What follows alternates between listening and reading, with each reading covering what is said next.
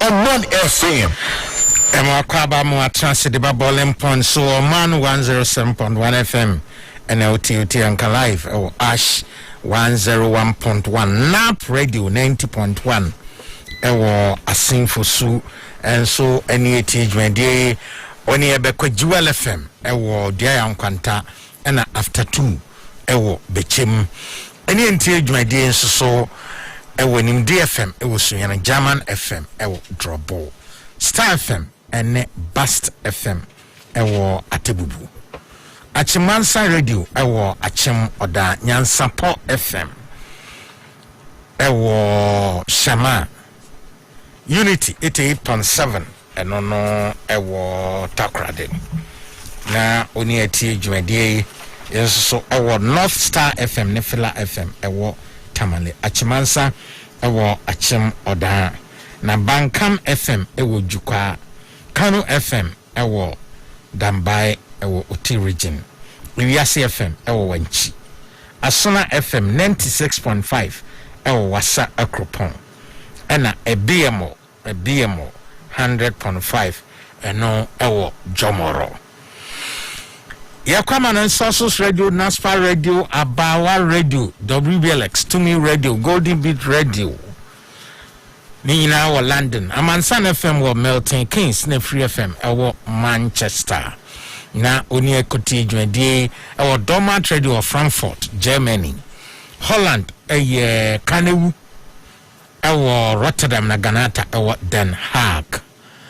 Nkawa Italy na Radio Living our France America obeti wa Himfi Radio our Connecticut Denver Colorado uti wa Amanado Radio Abrempon Radio our Woodbridge Virginia ena yako Himfi Radio wa Connecticut na New York nso amansa enti yakekani nyina tuamua na chesa uti the biggest the most listened to the hottest political talk program on mass market radio boiling point ye de ebrewo ebrada ene yawada anwumre bia enen sem egu pronso no emuodu pa ye betase no obanyansafo ekwanso na ye de bibia atoto ye mampani na akufado ana presidency atwere krata se Orama Tiamidu SOP special prosecutor waso agana adwuma to a wontimi nye biem no mampani se wasom na emu nsem bia otwereye nsem bia oka efa mampani hono de obra fata no mampani nso ebeba be yi ano se de efata na ese na odemu enchemu a wo hono aba ene ebehwe de ewomu mampani nanado danko akufado na trimpo a owo se odebe konkatase ne project ene ne principle ode ebata na mamuo ne political life ho ene se de nipa bebebe nino dada ewo oman mu no yenim se de osi etie wanya opportunity aba abaimu resources aba nensem wanya tumi se o take decisions yenim opportunities a ode amagana fo yenim enyuma na akwa hochiremu because of niam binti de waye ade ama omu yenim dunsa na yasesan power purchasing agreement bebre emu no bosumi bia no yetua sika hunu ade ama companies bi wo bra omo entimi solve ye power problem ma yes ana ne etim ewo omamu ensune sika twidie efrimu ekode bia ede ema enipa bi ekogi nipa bi botom me kasa na nado be inherit system bia nanka sikadie ani dream ane katasese opaso ma ne koswa nanka wo so dada na nado ne penso kono nso ebetimi ato airbus na wato embraer na waye overhead ebi onto ne din Dubai ebia obeto no Doha, capital of Qatar. Nkwa hokra bieja Dubai. Nko no so ato ne din sanete. Nanko yesa. Enkanya ne se opportunities. Aba ediama Ghana for nkra bebri. Amankra over 1 million secondary school nkra. Omonya akwanya nene nso omo wie school no omo wani da so se on betumi ato aso no. Enintini nanado ni determination ne resolve ne nibre ne trimpo nanamontuo ode ekon katasehye ene proye ne weda so nyobi a opa oman buye ana okata bone so a ni nyina da yanim Ghana fo nyina nim esi etimi sisi ni nyina. Of course enya one office pe ene etimi hwehwe bone ene katasehye ni dwirim mampani kufo penso yede kwa mpepra ene Ibrahim Adam ene Sipayanki ene nipa horo obi Salome num yedi omo asem ede omo kokotu mu no na any special prosecutor e wo man. At the moment about 21 cases your prosecutor e wo court no every special prosecutor office.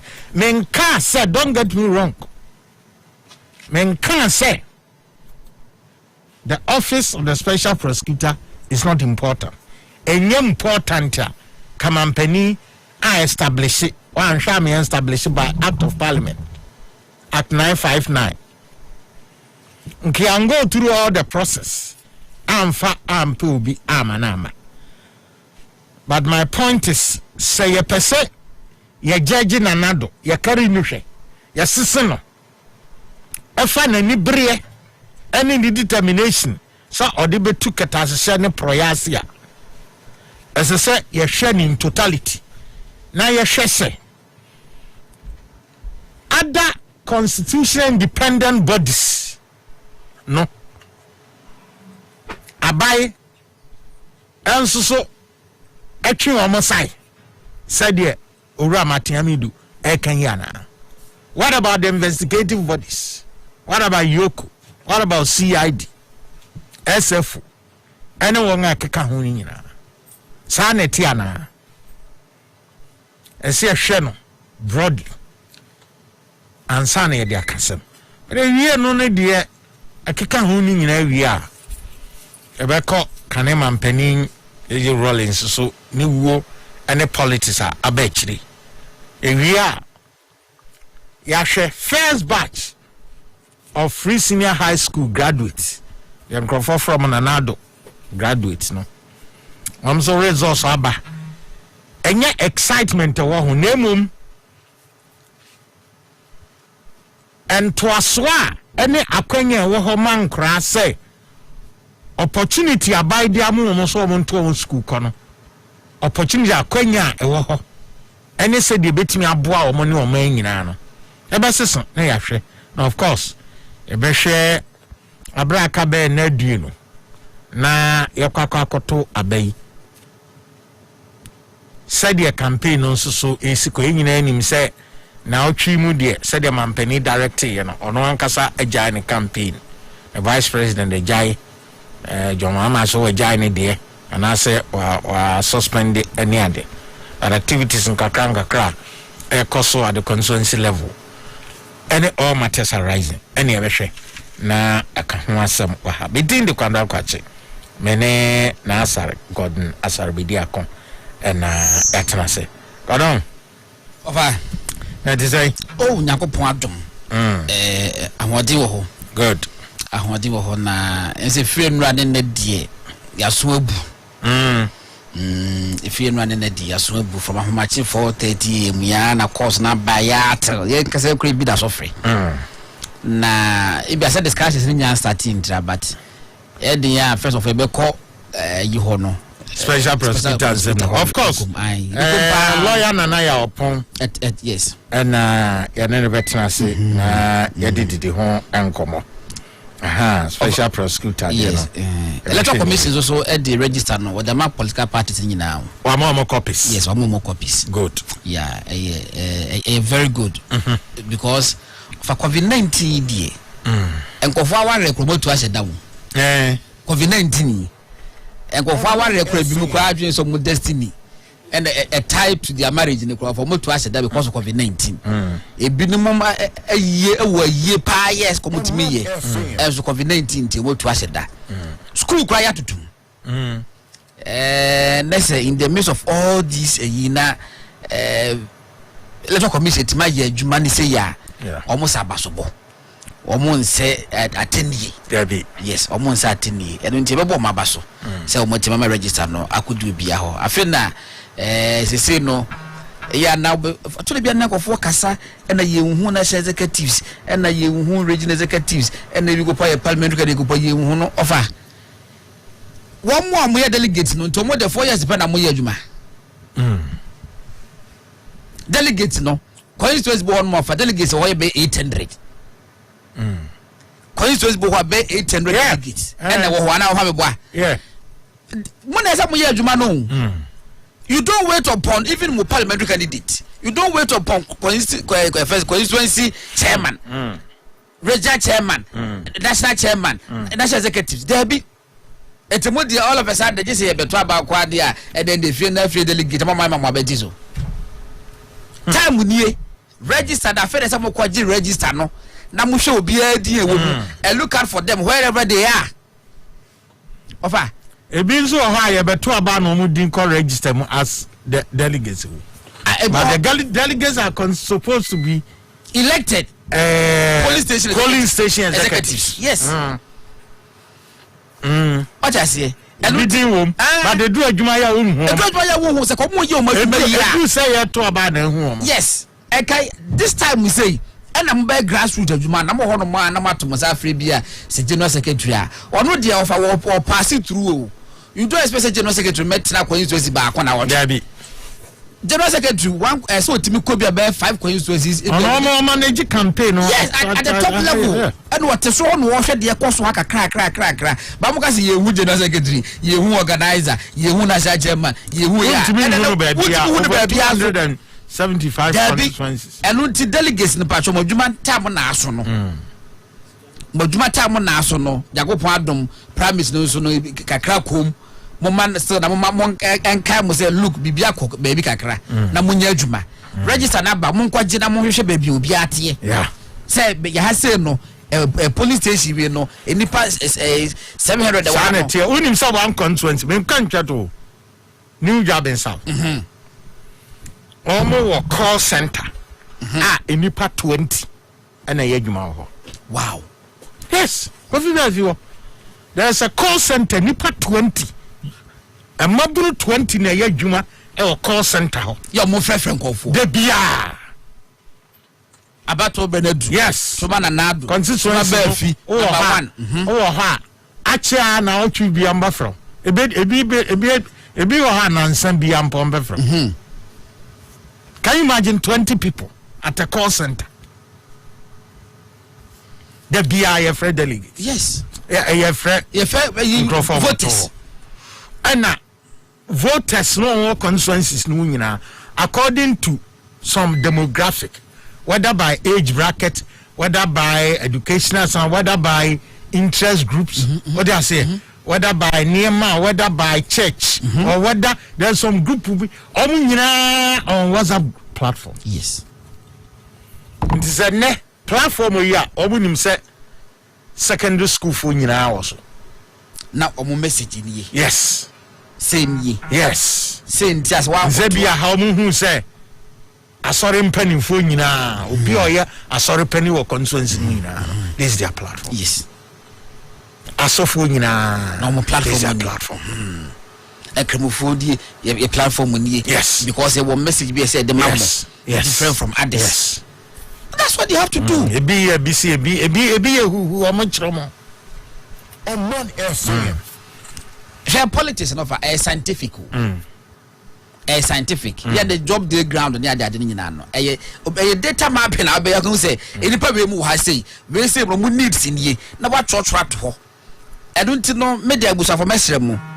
Time wa delegates MPP for here delegates no. NNA. 3 weeks pepe dey kwato aba. Me no work saying there's the possibility say who president e wo constituency. Maybe who general secretary or constituency because they say for the multiple for more over. Because say no campaign do be e was so multiple say analysis office. Analysis office. Na most mo yedman no form. Police station bia was executives. Of amoko to be delegates that be no who say bia police stations be 5 there. Is delegate be any ho. What would be that? Delegate bia bia ye mama overflow. Abono create me mienu. It me mienu. This is the time. Kakra na munya se mboto mu no be serebo. Ye de mu da wasa muslim kama well deserved. But this is the time I say mutimi adwuma say be nyame adoma 4 years time to come no so me senya bi. Etimuntizim of a one na mabontin say me week Saturday ni Sunday ni ye rounds one na baby obedru bia what say enipa bi wo mrase pobisi mu tem da bia o. Of a Tema West. Or Carlos Ahen Crow, Tema West. Tema West. I'm telling you. Complaint. And then go for complaints. Baby, I dream that's your complaint. Baby, I dream you. No, that's your complaint. And don't know, and go for TC form. And go for TC form. Obo person be chom keke. And go for TC form. And babwa. They say the registering yard to be about no dear. I say, oh, we been so close school of our exams. Semester we acquire exams, 10 exams, but timetable be both say pay. Now you must. It's about to register and band the move as a timetable. No. Aba. Namukejum. No. But no, you know, sir, Lawyer Nanaya upon times I be special prosecutor. But so ne resignation letter in some of state. Yes, of my home. Na me pese. And you may be ha ye be set some record street. Na ye bisa nema. Yeah. But then a toda office bi wo ha. O just say office bi wo ha. Enipa esese occupies her office no. Esese otimi ye nipa ne kasa ne nkita odie na approach to issues said ye na adwene mu esi eye fine efa na onfa adwem bi enhihye ne tirim na onfa unnecessary suspicion. What do I say? Enhihye ne tirim na oye open minded na on draw conclusions without basis. Yes. Sanya mani nyina etimi di afra. Godden. Ye nipa bi nso wo wiase a empanifo be kasa oye yona. E kasa obi ye yona o tiase. Ni sai nipa no na setena eya homte. Obi wo ho a wanyini. O ni bibidi. But ono ankasa ne mane na busuafo kro mutumi tu free ne nchai. Anaso ono te hokra omo de manasepo ena ete ho. Because we bia ni ho a obeya. Godden ebeso nani. Na okasa obenya obepem from so wo bibia obeye ho a. Godden o de ye day obenya from so. Oh yes. Ye day obenya from so. You see, this is not the time. Obi be kan sembi ama ebi obi akọ question say, but anyway, why was he even selected the first or nominated in the first place? Nya wana yeko. But adie bi nsusu wo ho a, eniye bi wo ho a, actions bi wo ho a, ese yetimi esese na ehu se nti saade no na ekire sai. For example, special prosecutor actually no matter we do try one letter no mu se oba adwumu no yentia ne kada. Ojase. But so ko parliament, there is a parliamentary report on the call every presidency. Who say ye tria sika bi free presidency e call special prosecutor office. Yeah. And omu bu say adai. This is parliamentary records. And you catch them so special prosecutor office no because omu ni gift mix system no so. Odon una ukra phone hwehwade friend gift mix. Okay. Abai adwuma bia you vote to abai sika at the mount. Your platform was expenditure. Any dia will receive any dia will de dia will ye nyina no edaso. No sika no won spending ye ansa na waba bebu ho akonta. Enne odo nsa kan so yi. Yenim de odo nsa aka. Na abai institution bia abai ena amount sika budget amount didi djuma de. Godon wuntimi nka se abai sika de meji. Na mom kwan ya mefa so a me di bedi djuma no. Me de ye mame yen treat me separate. Yeah. Special prosecutor office ne hunye hu enche yoko. Ne hunye hu enche serious fraud office. Debi. Ne hunye hu enche financial intelligence ayifo. Ne hunye hu enche CID for. Police for. Military for. Military intelligence for. DNI, national security. God me boa. Se padia o pese omo operation should be shrouded in secrecy there. Ene ke wo moa. Ene nke tetefufo. Me boa. Omo kwa musa kuta. Yes. Mbo musa kuta. Omso mo kuta arms. Na eba ne senti na special prosecutor office no. Matiami do there was say ono ya didn't better give me system no so the over his dead body.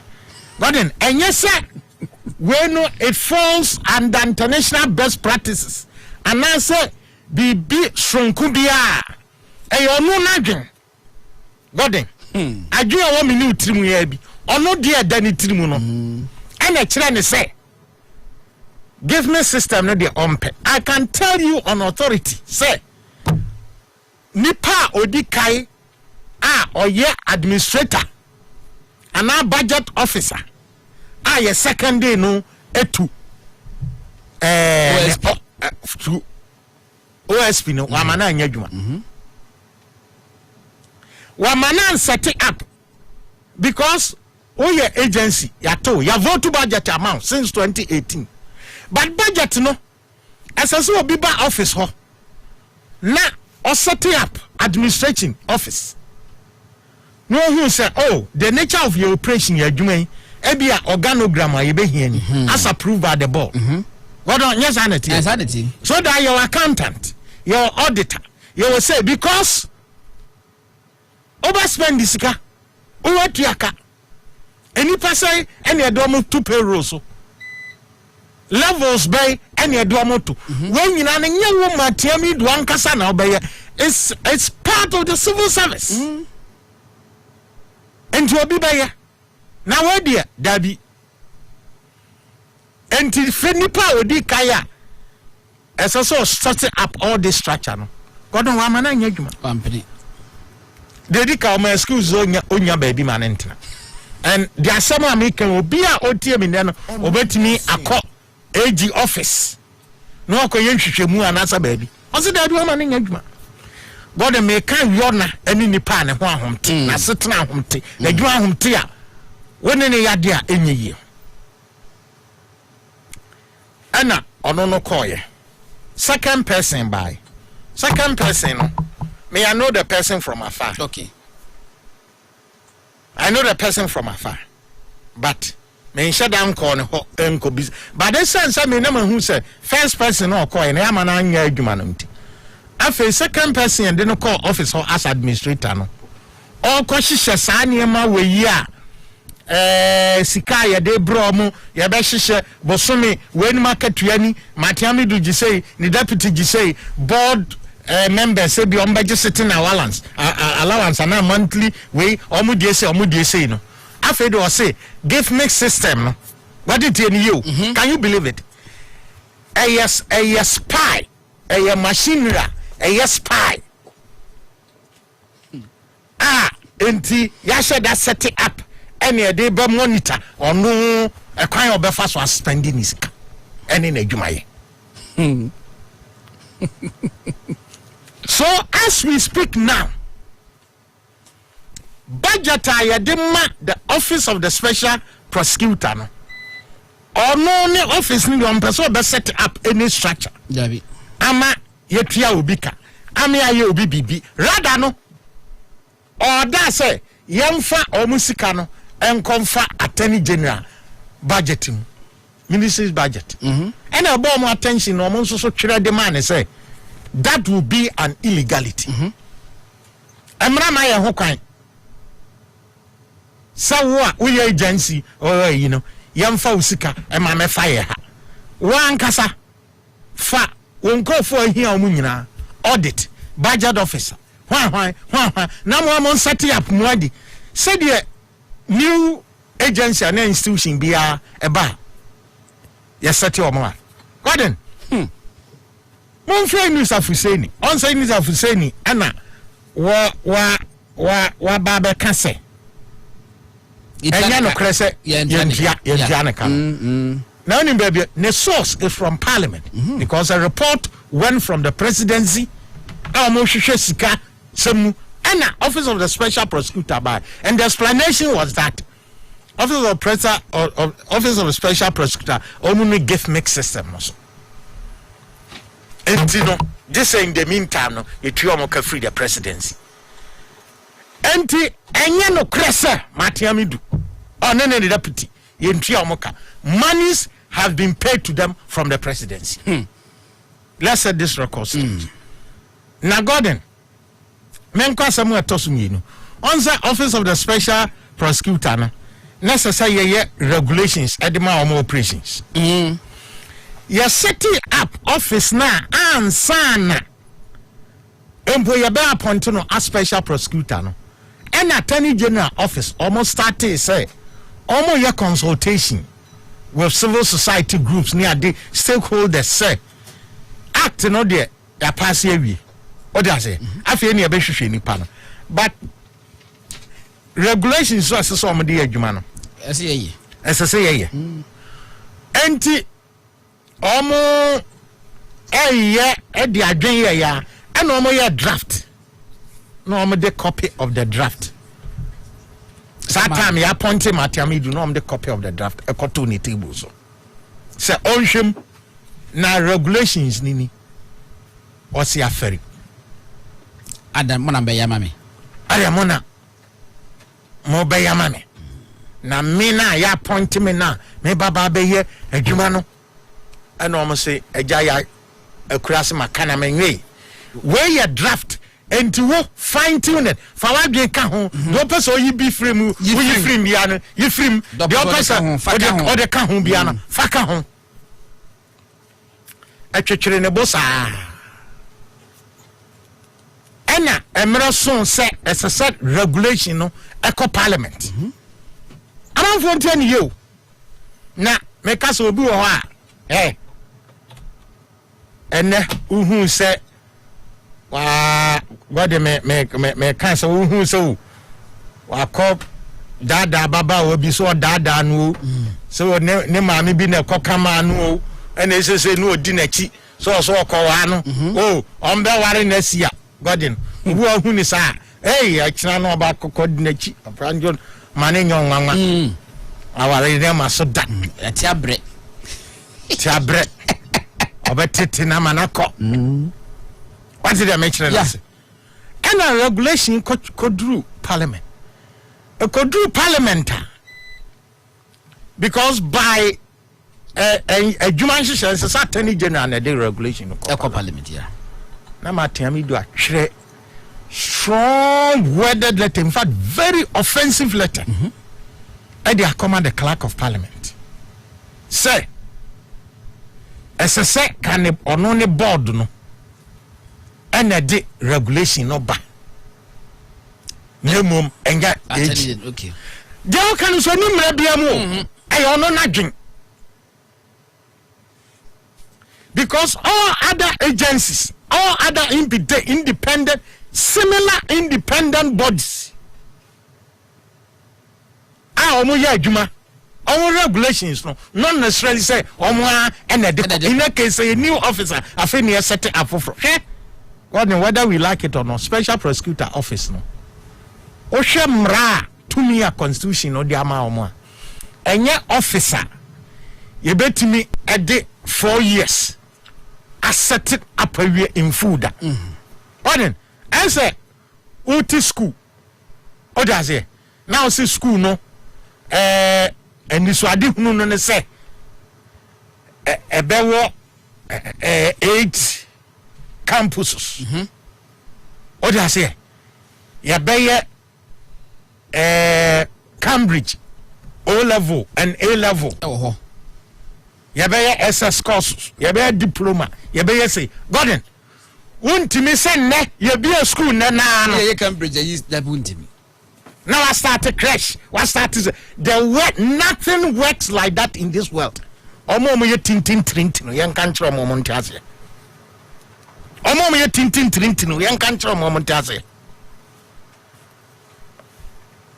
Men's uncle parliament. Strong worded letter. Now, all these letters, may I have copies?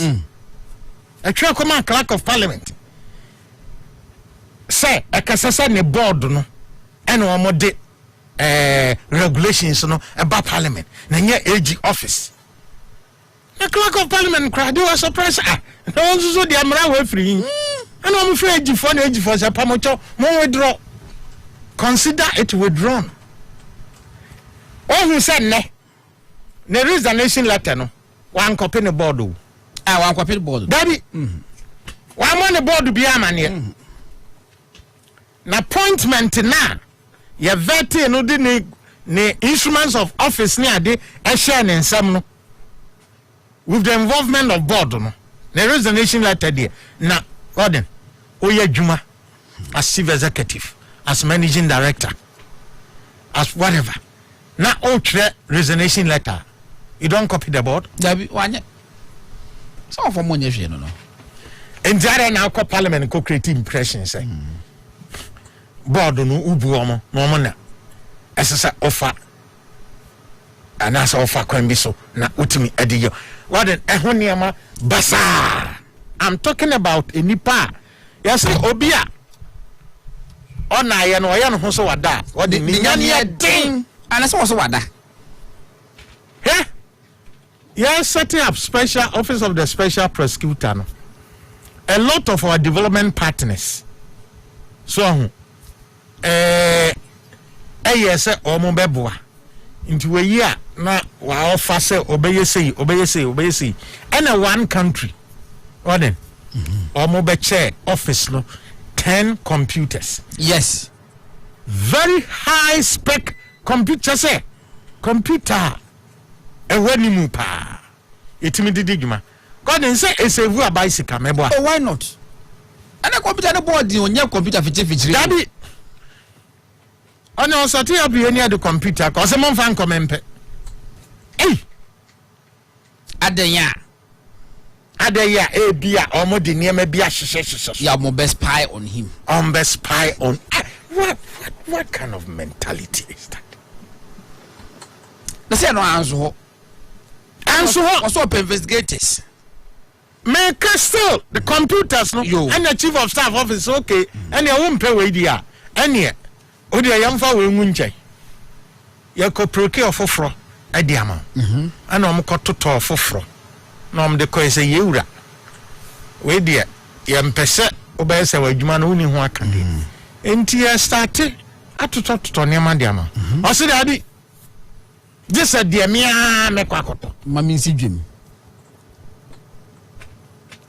Na mokoto ba kwa sta must be in the mashe ho. Ti me wakoto aba. Aye. Okay. So you obi ani. Na Gordon. Sane set up office. Sane set up office. Antino that office no. Ene yankonko bisa. So wa we penny, wa we chief executive. When no board. Enyamona. Mube decided how to set up the office. And the office structures. Now, when you be on your pay, but some do expect to be paid. Debbie. Got it. Say, you buy starting Omanfm me. No, so yes, set out. You have far away, you be yes, no, my listen to them, the Kakoto, or Naboni. Na presenters and quam, morning show for quam, accountant in him, marketing him. Young confess kama. Young kwayashi. Na bosumi aswaf. Na obi akọ na abo ho se wuntu ayeka. Pardon. On first come free. I'm from the Kamu free. No for me to yaka. The system must be in place, a new institution. Just how you say, when the bay say, the pray not was set up properly the place. And this I never back down on my Juma says a gentleman. When a untimin Kojua Katia will be our office. But the young can untimin Kojua Katia. So we are tintin now on tears here. Say, come on, lad, you wouldn't him. Say, as it's all set up. Now what's Usika? The Minister of Finance discovered what? What in Unipakorea patches? Oh yeah, there, cost account. Aye. Auditor. Eh? One actually pay rules. On my secretary, right? Also, HR. But the now cancer also a penny penny. And also pay investigators also. And also some prosecutors ka crab one. You know, so for Muka some be free. It's a being na crani police for crowd abrel no say on be investigations. What's one trust will be? Over for last year can what has said it's matter me do. He said the Yemen or ban one go choose or say a campaign. Someone one go choose or ban one and okay 2 years in a be angry man. Of another one and no. Now I quarrel no one can say that mammy cobe pamono. No what to take Maquaraba Bay investigator of his taste. What I say? Like I say, way and I'm rigidity of a young Jumasa, oh baby. IGP Ben wa bagana. Why you police for you daddy? I can find police for 7 na mijo mudida. IGP Ben. In fact, offer Ghana you always say the finance ambassador Hassan no do the man penny no. Aye. Protocol. Ambassador Hassan. O man penny de ne baye. David. Why a career diplomat more than 30 years. Was so many presidents. Who you know because system no and ye use no. And until no of a media idea and no some buy I believe it decide not to go into the nitty-gritty. Me show me my German penya offer one more man penny says for or bunny some say Jane a suffering penny. Yes. Na obia or oya juma o she obiase. Na o the report na ebrem. So we need to can be na shadia o kire ne letter no say unknown to president no letter no leak why or dia to abonten dada no na president nim say or dia to abonten and na president catch her and say on twentwen so answer o catch her say amend the report no wan kasa o say twa so no because I didn't a bulk you of more than 60 pages 64 it is also reading a man called for a bomudino, almost timid, almost response, Eba. We are not so say a ferry. Now, Gordon, hey, no what angle for political angles, yes, and then legal angles now, and they be a major constitution, but yeah, oath of oath of service or office, no, the swearing, but yeah, Chichemimu, because me sure I see the cabinet oath, the oath of minister of state, and the oath of secrecy, and official oath. Speaker oath to the ever horn. I said, Sir, oath of secrecy, no, me patrol, baby, woman. I was a lawyer, Robert Triasi. I said, Ben, I bet Miaka, any the wound minka. What is the essence of the oath of secrecy? Of dear Martinami Dwayeno. Obibia, we are Ghana, new year scholar, we are politician, we are dinner. Ya, we was I dream be say politics of inclusion. Forget it. Yeah. And then you compare. What 20 said 10 or 20. Nobody should say it. Meta that you know why because of politics of inclusion, no, and leave your political party and one party state. Some politics of inclusion, yeah, jab political party because me quiet campaign. Emma me party I me pay. Now police say they ban. Who was with ya? Na my campaign wo ye campaign tia na win ya yes a politics of inclusion and until wo bra be support be ka sa aban no see politics of inclusion and also bra na be implement policy adia na wonyini o political tradition no mo mpene so wonyini enti adia matami do aye no politics of inclusion wo kunu wo twadi wasie no anunti no so mampanyi bi ba na anaso mampanyi ka se kina we different person new person as officer no we MPP chairman krompa with this will qualify as wodi everybody should shut up. Yes, there's some investigation or kwakoye. Yes, dear emra no hwehwe no so onye no and no obey and one court state prosecutor no for onye court dabi. Don't know by you what the court. I know. I'm yes, that is the prosecution aspect. Yes. Yeah, when you na said the oye we japai. Enye for prosecution me boa. Dabi, enye for prosecution. I know there was say for prevention of corruption me boa. Yes. Now God the near be enye be mama.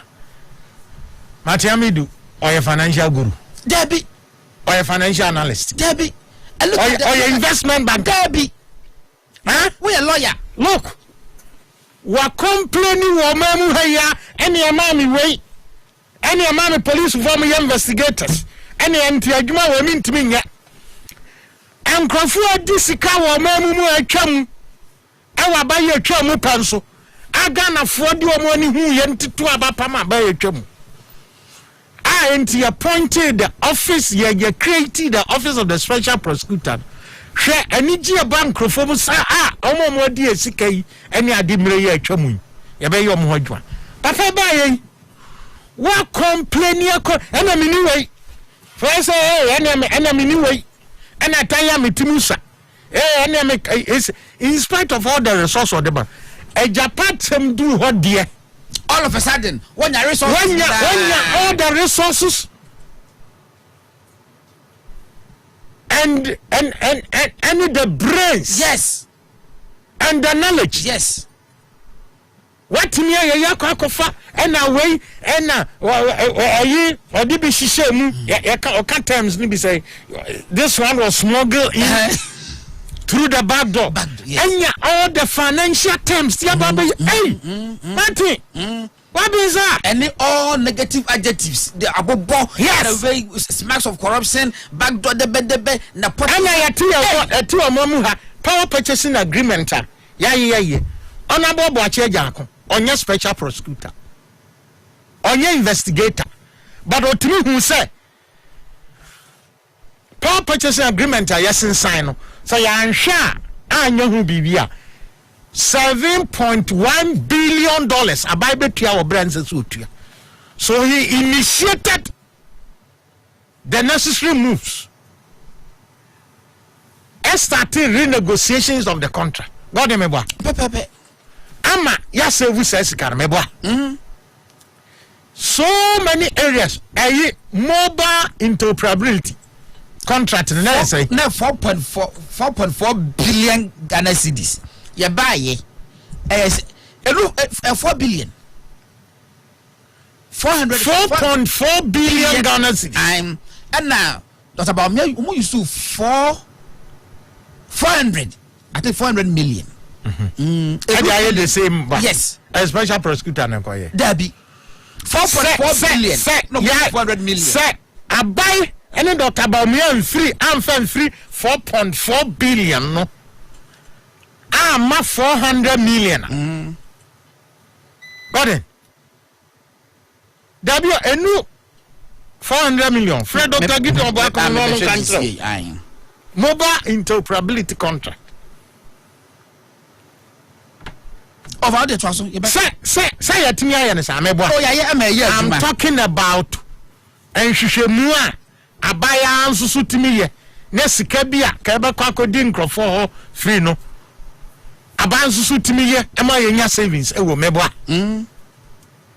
And we are the special prosecutor. Debbie. And Tia Dana and near my Bebrebeya Kosway. And the Bibia Yasukoya. We say, mini way.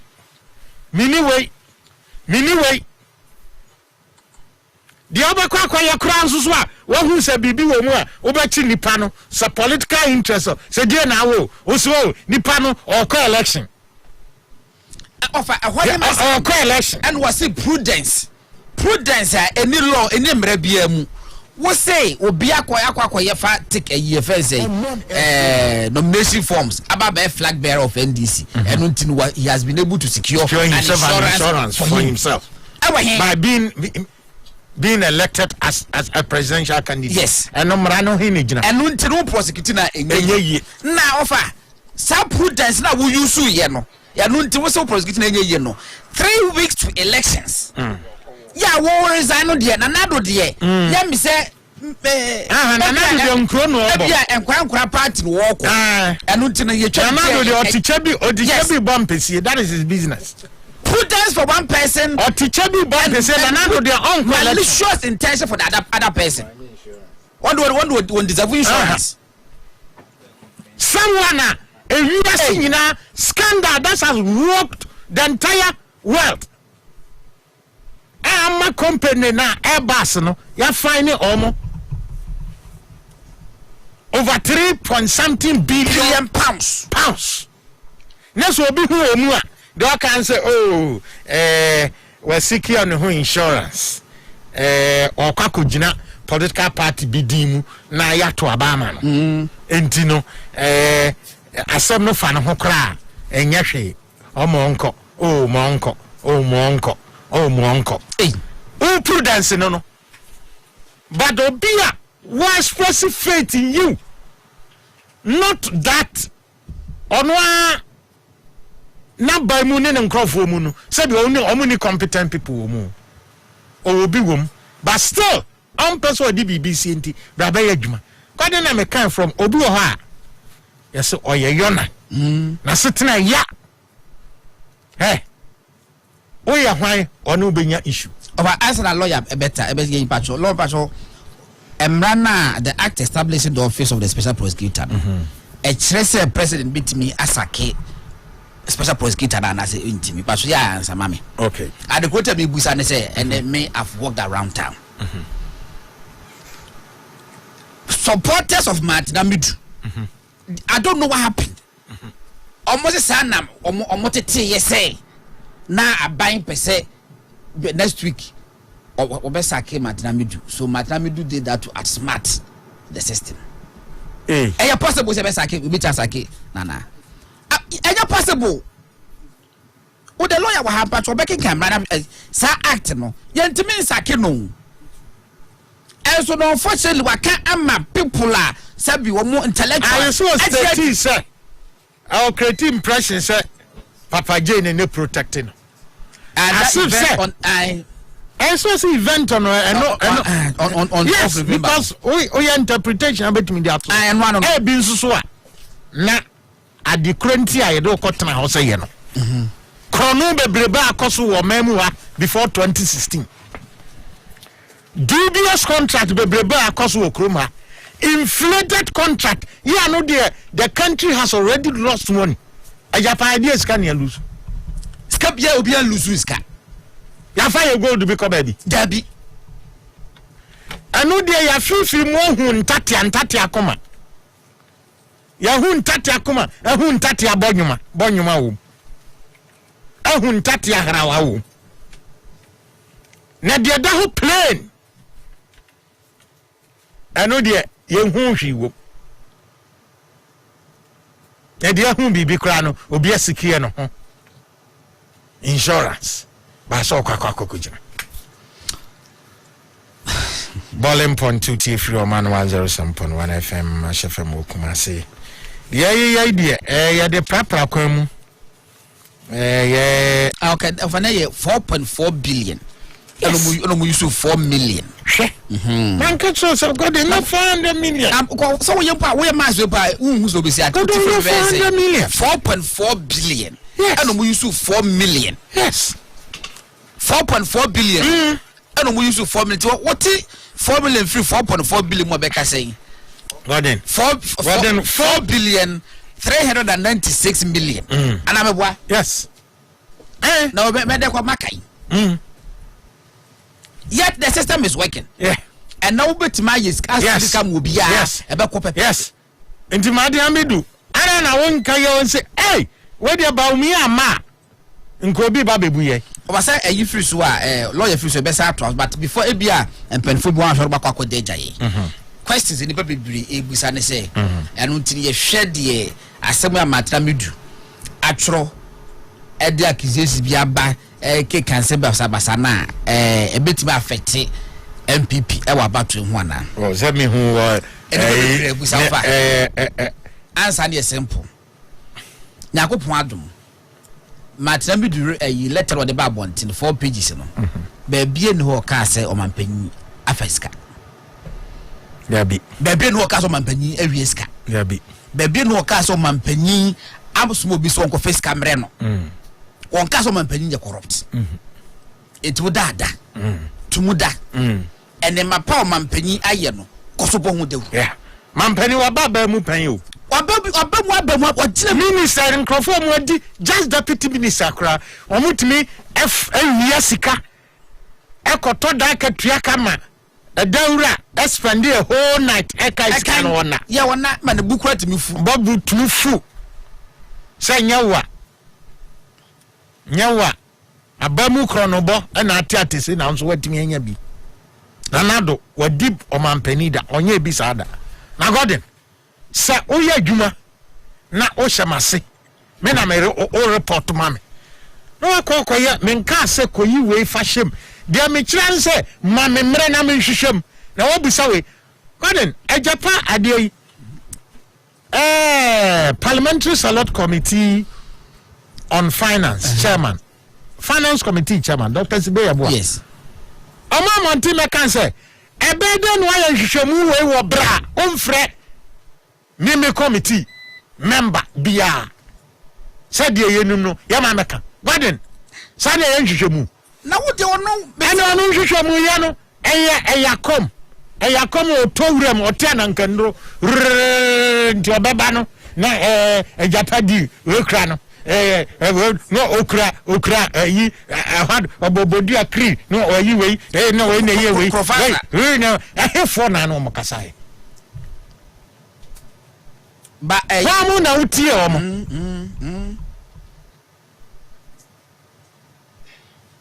JD no PPA 13th November ya matame do statement bi babonte unfortunately pa dwan am so because of Papa G a free mo e dey say sika no omo under state and you no ba otwa de bi ka ho we say my office never started investigations into the contract for sale because of the attitude of the investigators. What the my lawyer didn't come. We are lawyer kwani ya attitude of the investigators. It will be anye. Matamidu, according to Matamidu, no, he is the law. Okay, who are 5 different opinions say, pa, it means you are interfering. Yent misa. Good riddance. I don't know the report of Bremen. So the report of Bremen. Now you don't want me to have a say. Yes, say. Me direct you, and now could you be free move? Say, my memory. Now I'm fine. Now also you some now back. This is what you stab in the back of a huge. A stab in the back. Now say, Obi, Wakako Jina NDC or NDC flag bearer into a secure insurance. What is it? Obi Zaina. Nana dua. Oh, be chat to so say. Oh, see, crying. What bray a trialka, we see in trialka. Over potty and another say and anything to say the end. Now, Matiam, in fact, a month for be brave or memuha. Omunim nanado cheo. A month for be brave or memuha.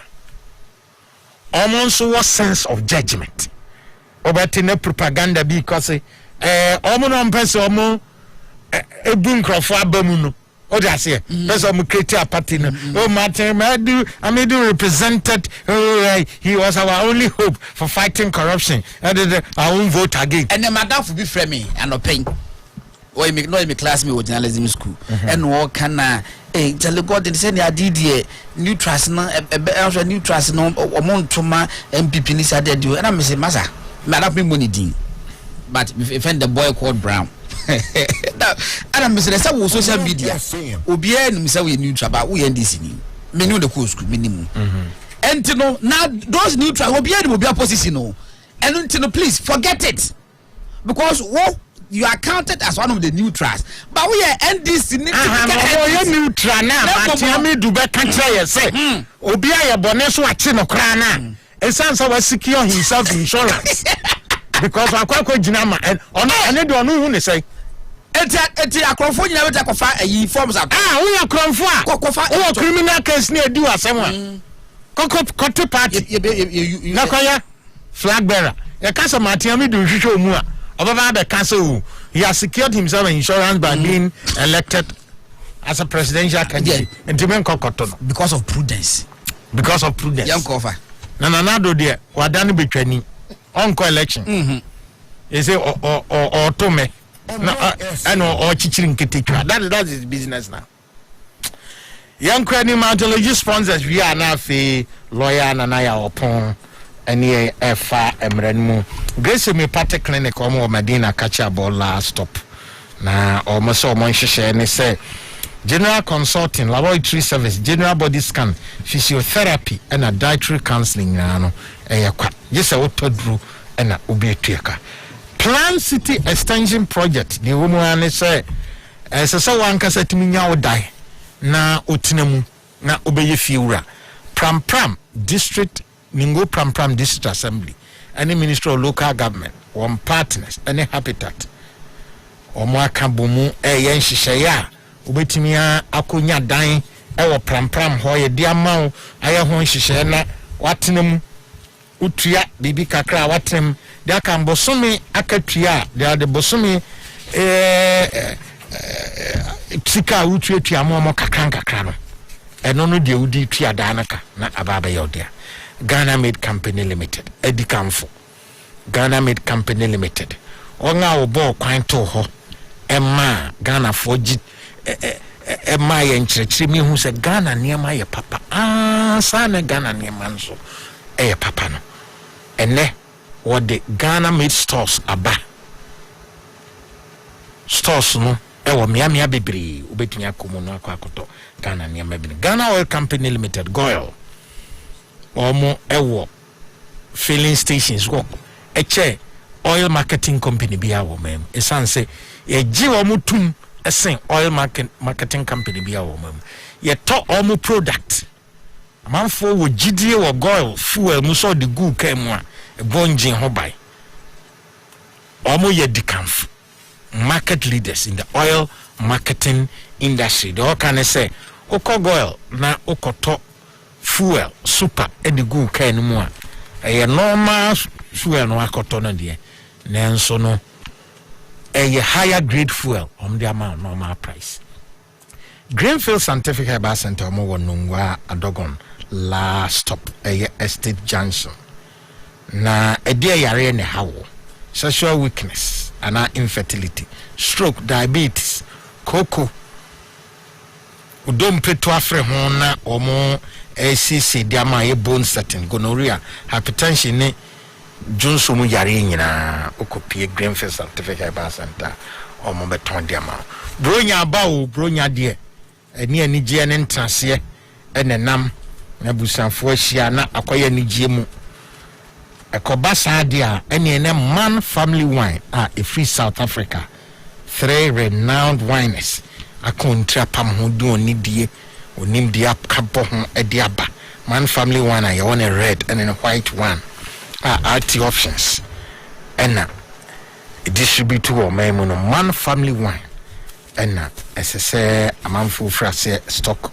ahead of Christmas. Any event be about weekends, any baby enipa epe wine anom unim fie du ngotwe untime nom alcohol bia including man family wine. Yam fast da St. Peter's Mission School sa school yi watono bo ase ahye free nkremu nursery and a creche through primary, junior high school, senior high school empo enchene drew university level. St. Peter's Mission School omo ewo East Legon Obojo no mo ashalebotwe New Town down no mo kwa from krom a ebensa wem ene miamia bebre no de obi anim sese ye school a ekwanimu a ode obakọ ha na opese oyiyi. Vmin soil milk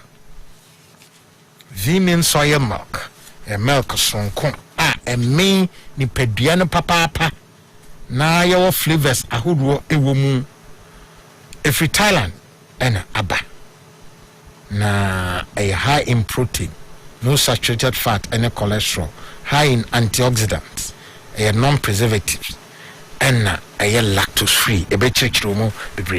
Cleansing charcoal toothpaste, any activated charcoal whitening mouthwash, a royal dash pharmaceutical for any diaba. Say or simbe fita senka Emma wenum no sa product we. And I do it, Franco Trading Enterprise. A Bromran is original phones and an accessories, Papa. If you know, say, or the one TV, friend Franco TV, and so Abba. And or tablets, or laptops, or printers, and or more phones, a horror and an accessories, baby. I was in his boutique, say, oh, person farm, who need to see a bonten, nan crofo a push up, and nan crofo show see. Say wafadi efe watari efe mpabo your quality a leather shoes or leather shoes leather bag ene na awosi ni boutique ena obeko Cento product aboa Ghana for papa disinfectant ene hand sanitizer na we hand sanitizer chemical biya this is natural we about in a mist form na ehia say environment ni baby e wo no e be koso disinfect o na o pe product e very convenient how the disinfect ya ubetimi asa atenemu aye djuma e friendly to the skin na ye non sensitive to the skin padia ne din any cento ubetimi afre pathosis before mamba be ye disinfection so dem Agricultural Manufacturing Company Limited AMG omonedi cocoa nti fertilizer ediaba na omode abade be ye cocoa yi nti so betimi ate cocoa so na wanya so mfaso cocoa be hwe ni yi amana so dodo de amount dia cocoa nti fertilizer everybody near the other sponsors no honsem aba yeko na yama lawyer for no ahwe so betimi abiebi omobuku no mu a omo achekire baby anema lawyer Nana Agyapong mranim ni osan so kire mra o kamera ho asem odi mra ho dwuma oya kwaba na hona mu ye de anya mi go so hrai na mo so eye Gordon busa question bi ebia me kan fa no mom ni kai sanse e be ka special prosecutor ho asem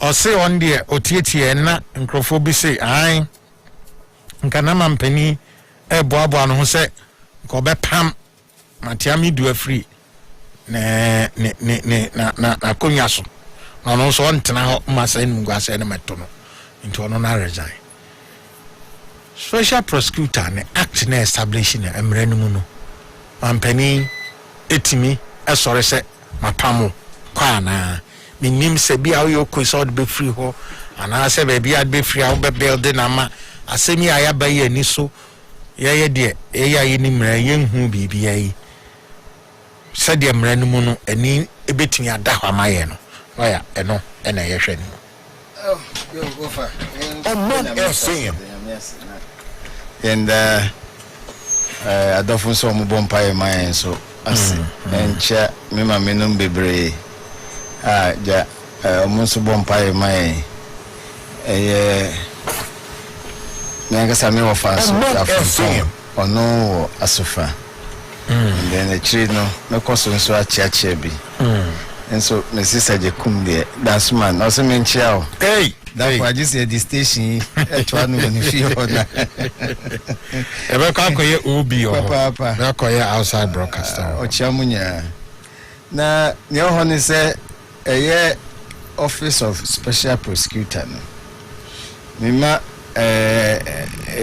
chirasem kakra o se o mai mu de bia yesese obi bedi mampania ye ne no kwapam anase ne eko sign contract se ozo pese me ma wadwuma se obeye mampania ene me na tumi ni kura me oba ni sen osimi si ni sei ene na ye de ensa se me toma ode ene ma oso be ne so ne di kan ma mi hu na me gi tumwa na mato abamon enti ene ma fa pempa ye ne o mampania kufuado ye ne sign contract wo ho no ne di kan party through there na me baby am free bent free education na ne toso say wadi attorney general da watete nsam so ampanimfo aka ene atitire aka wate nsam ankran so aka se be yanka attorney general adwuma no enka yenwai bi ema obi foforo na attorney general ma ho kwan me de masa nipa foforo na yema na juma poti bi a nipa no beye nanka amateni general komwa hen no ebi ni secretary se ne proye no nka be ya yema obi foforo momunye na enye so agi attorney general juma na free ni nsemu de nanso oye de aboa enu nti omanpani bae 2017 hwa emra na edidi dikan oye no office of special prosecution prosecutor no ka ho bi na eno na mpenifo di shame wo parliament section 15 na o say removal of the special prosecutor the woman is say office nankasa na yetisi ho ma board no here members na bebre ebi free yoko ebi free audit service ebi free police service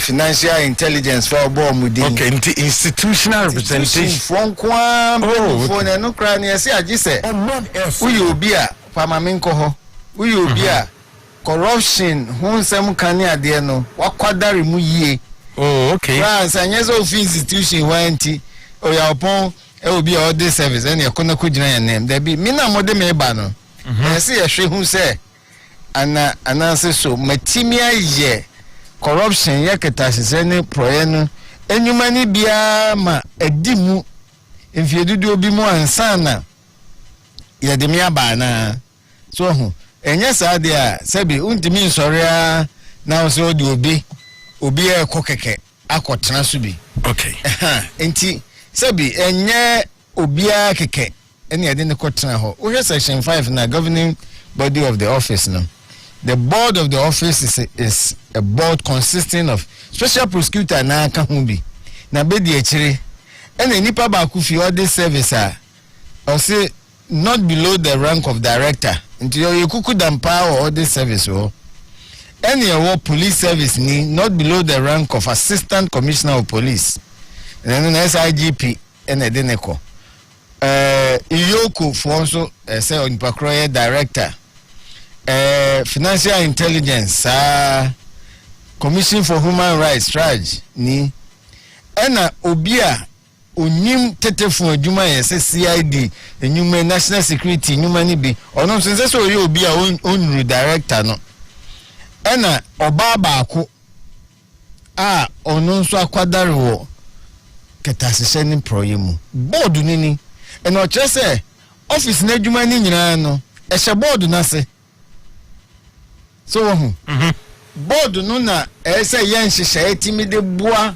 se adwumakuo no ene eye obi a ye yi no special prosecutor nti board na chi no ye obi a friend no special prosecutor ono no esan wa bedi akire emra na hyehyɛ enyuma potia ese sa special prosecutor no ono so ye beba so na enam se opese yeko ahaninti no 15 nature also removal of the special prosecutor.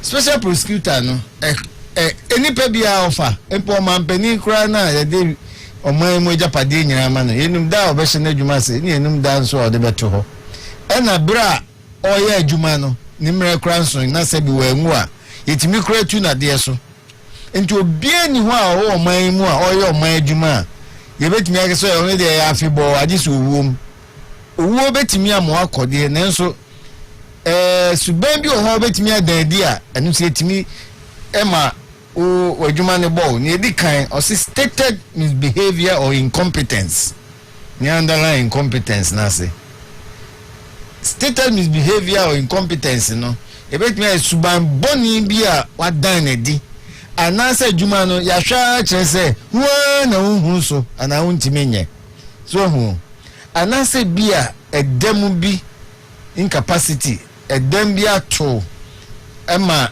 unti mi nya dwuma no bia opra bi na etrimuka bi enti amase se dwuma no uya enye ye ena we amanfo abusa ho pa ne ame bekan willful violation of the official oath or oath of secrecy omaya dwuma titiri bia no position kase bia ewo mu no ansa na obehase no ye ma usai kantam na ntamu kano ne kase party so oath of secrecy no se me kantam adinsie se nia mehu wa ha nia mete wa ha nia meye wa ha agise mra ma me ho kwan e ma me de beto abonten me de beto abonten amafom emra ensem adwuma ebo me o man pani de kra de se me kona Ghana for etwemaso se sa ntam we mi busu a enti oath of secrecy no yesi se ukasa ntam no na odinsie na koba se ubusu a ye kan bibi kiro hwem na wababonten abeka ye kan bibi kiro nyese bi mpo akukuom na akodi nkomo unim sa asem a akokai ba bia ugina kan no ba bia ode ekose ye nkama ebeba bonten uya busa mra we so eyade etimi gina so etu ade so ampa nia ebi wo say conduct which brings or is likely to bring the office of the special prosecutor into disrepute, ridicule or contempt. Suban bia obeda na dia ebetimi ama adwuma sonkoni ade ama on wagu hufin anasa nipa be ma nipa de efawudie bi abebata ho anasa ema otimi di enimguase a etan so ho ebebata adwuma na o ye no egu adwuma no hufin eno se etimi gina so ema wadwuma betimi abo anase udu uko dan suban bi edia ana oyikoye bibia ebeye o say is prejudicial or inimical to the economy or security of the state udan suban bi edia ma oman no sikasam ni sika no ho amemu nyuma yeye no ebe kwatwe anase oman no bambo soronko no ebe ma na kwatwe ewo unsem bi a obeka usuban bi a obedan na di ho okay eno mo se obi biara se bi wo emrama ho kwan ema otimi ti se otimi ade asem kra court ana otimi di asem company fu emu obetimi e de adisrade akoto Omanpani anim se owura ya oye special prosecutor wa dance man ya mabubo ebi anasa dodo na ba kokora otimi kan wa dan na di enti on sem fata to obekoso se oye obios oye se adwumen emrani se fa koma fa adisrade na petition fa koma Omanpani no Omanpani no so saka owo enanso ompeo eso de koma chief justice ade asem de ko to chief justice nim chief justice in so ompeo o na aduasa ono nso be hwehwe asem na busa se hwedo hwada sem na se asem a ehwehwemu eyeye na lawyer for come bro for akese bi se prima facie case no na se chief justice adwimu ye no se we asem a ehwehwemu eyeye a eno na du nwotwe ese ote abedwaku bi committee no enipa obeda no supreme court judge anase lawyer bi a wedding fie be dunumu ko and the mikrama me kan ho bi and the law mean can nature say we dey a long process of a opese uyi court of appeal judge edi okay anase ti se nia opese uyi empo high court judge edi yeah ebeye tintin ti se nia onfa yisi boss otwam ye fa so yi na de enti Omanpani bia ni hu tumi se obesori aso wayi obi a oye office of prosecutor no special prosecutor nedi oni sa tumi no agis obi e de adisrade ne ba ne ekọ sa anamontuo tintin nyina mu kosi e ma bedwakuofo e de be ka se bia ye hwehwemu de e kyesa ampa sa emre ya me boboso yi nipa na dan bi edi na wadan ba ku bi edi a emane nsem fata so obekoso ara aye office of special prosecutor aye special prosecutor no enti bi aye nyi na adwuma mfiri ni nsem ana ye ntwe na so ewo ekwan foforo so enti so obi aka se Omanpani bi beba na Omanpani owo hoyi obewo tumi bi ana otumi bi so yeso yi office of oyi prosecutor special prosecutor ne dia enya no kre sene emra na nkase ya ne keten wa ha no okay asem ba ko a mbese me kan fa ani se asem we de adwin toa bi aba usha ene me bonu to famienu ni edi kan ni se Omanpani ni ede ye japade ya gudie ye nsika nyina ni oman bambo ni bibia sha ni nsem tini ese o commander in chief of the armed forces tese asodafo nyina pani o kaso okira mo kwa ko a bia parliament letimi afo aso anayi nenso o sa tumi ne kakra ehun ntinu awo ho enunti se o masa nipa no tumi stronko a obetimi dia ya adwuma no eniti constitution ni kura hwe no se Ghana ha ye wati 34 ni e kati ni odi kan pa Omanpani okay ni otoso eye na bedi akire ansa na emrahye bedwamfo ban ni speaker aba ansa na chief justice aba ansa na sebi menu mienu ene eye akenya aba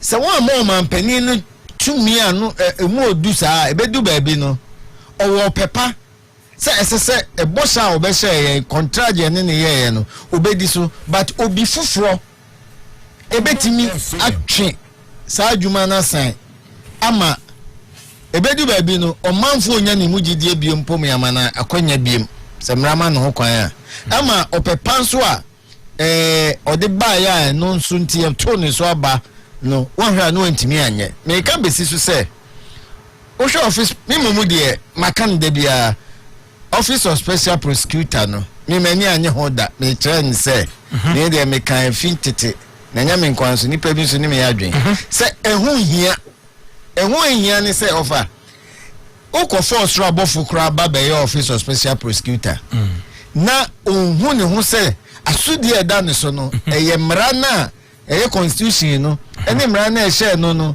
ene Ghana fo etua ne ka ene esese ode nani to om no oya adwuma no na emom ne nkrofo bia ne yodiom anaso obi a ono no hu ne mobo e ma ne be ya adwuma ne ene odan na oya die enkusiaga enu nti no ye betimi anya attorney general obetimi ama ketasise ne proye na adwuma no obeye no finchen mu abra enkonko hia so obi fufuro bi ebe ye ni yodiom anase bibisa enye sa de a me de efi day one record no ho make say me de me mfoaso efi say e de yan nipa ene besan be office of special prosecutor no na e ka ye kobo 3-bedroom ni chamber ho any boys quarters mboye say esha.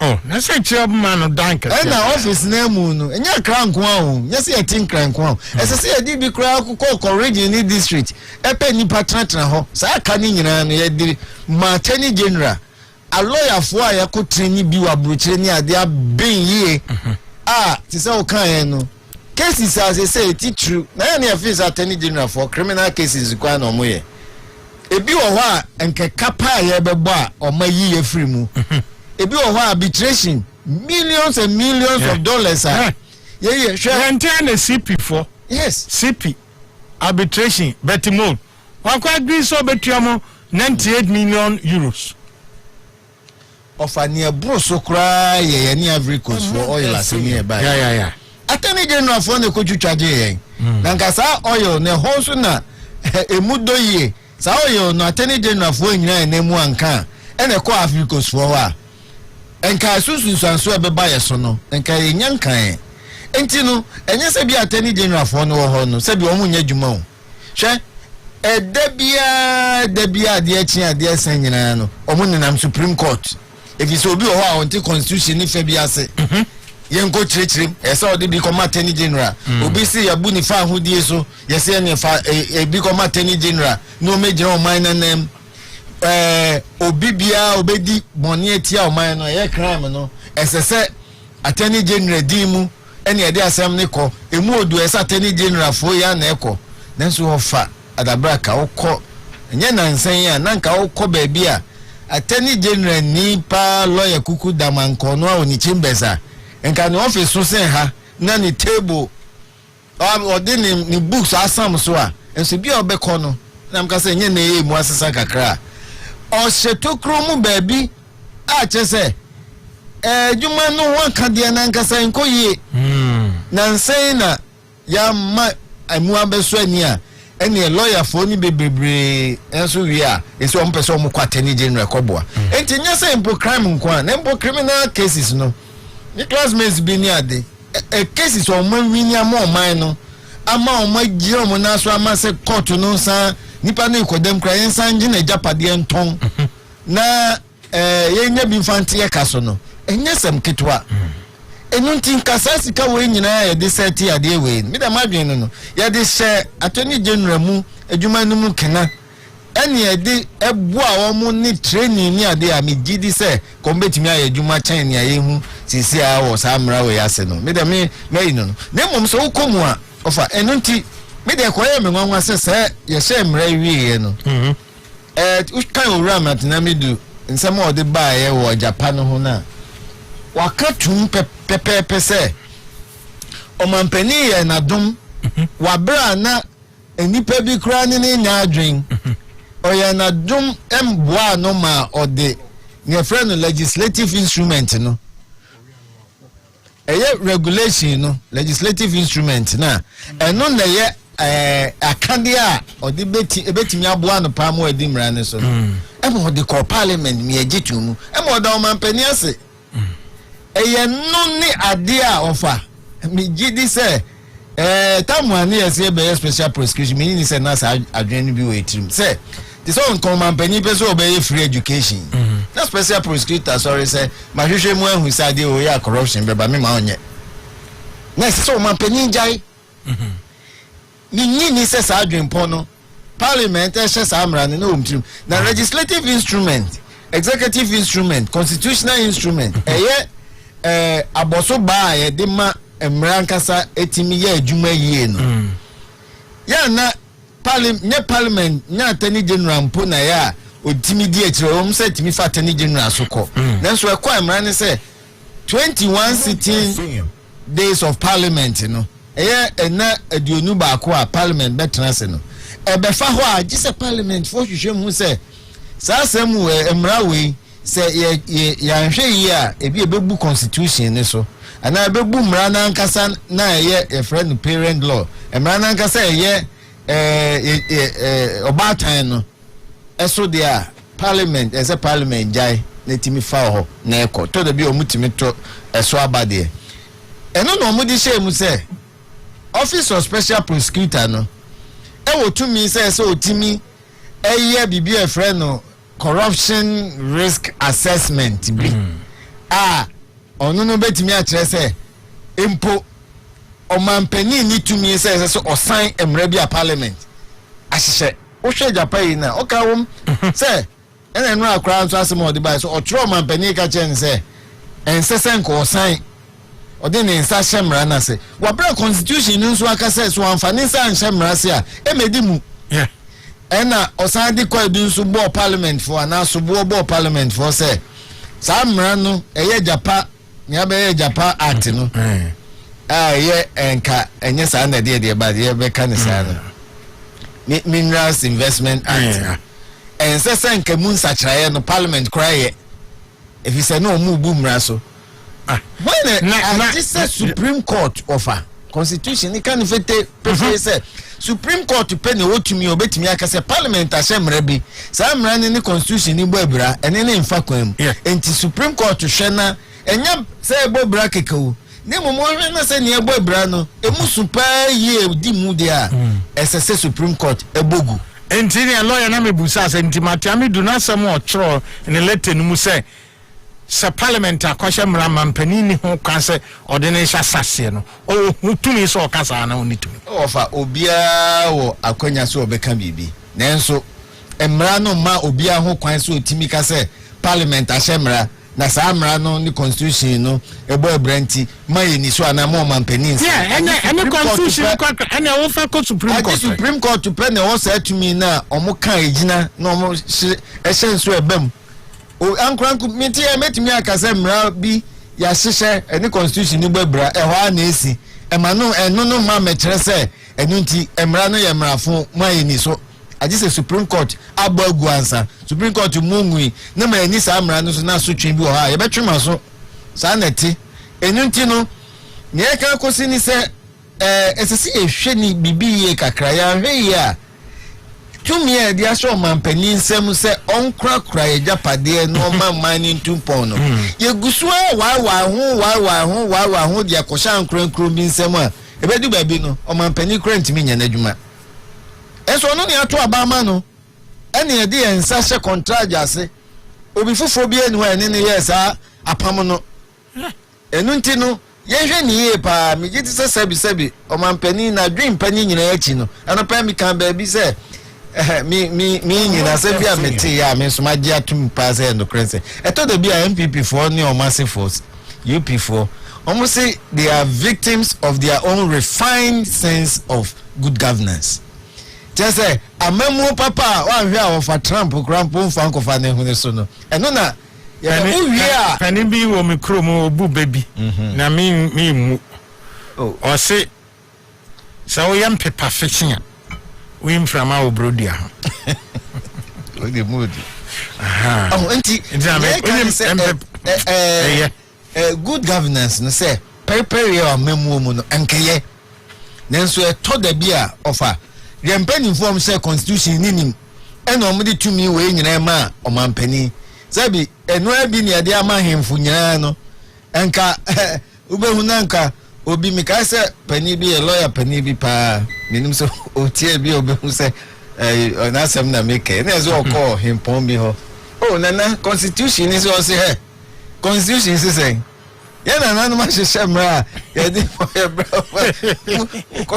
ko kam constitution was I mean say ba ni wo mu ni say o say na no hu say ujai say bi ni pada sani bia ma ne tumi ya ebe ko ni trim ama odi abediwo hwerem anase hwamo enunti ya hyehyɛ obia ne ne tumi ayesa hemfunkyiriye no enti misre omampani nyame adum a obesan ba oba waye biara na emom tumi ade ama no ehun wa waisa ni waye owe hu no de okoso ya education ni hu lo problem sawo is it the case say enipa bi wo ha ni su ne yeye said o si gi amanfo tum said de ono a wo ye interpretation e ma no ho fa no enu mom na kofo how ba na said the existence of the law is because of the why unim say we need to me say o ka kire mampani say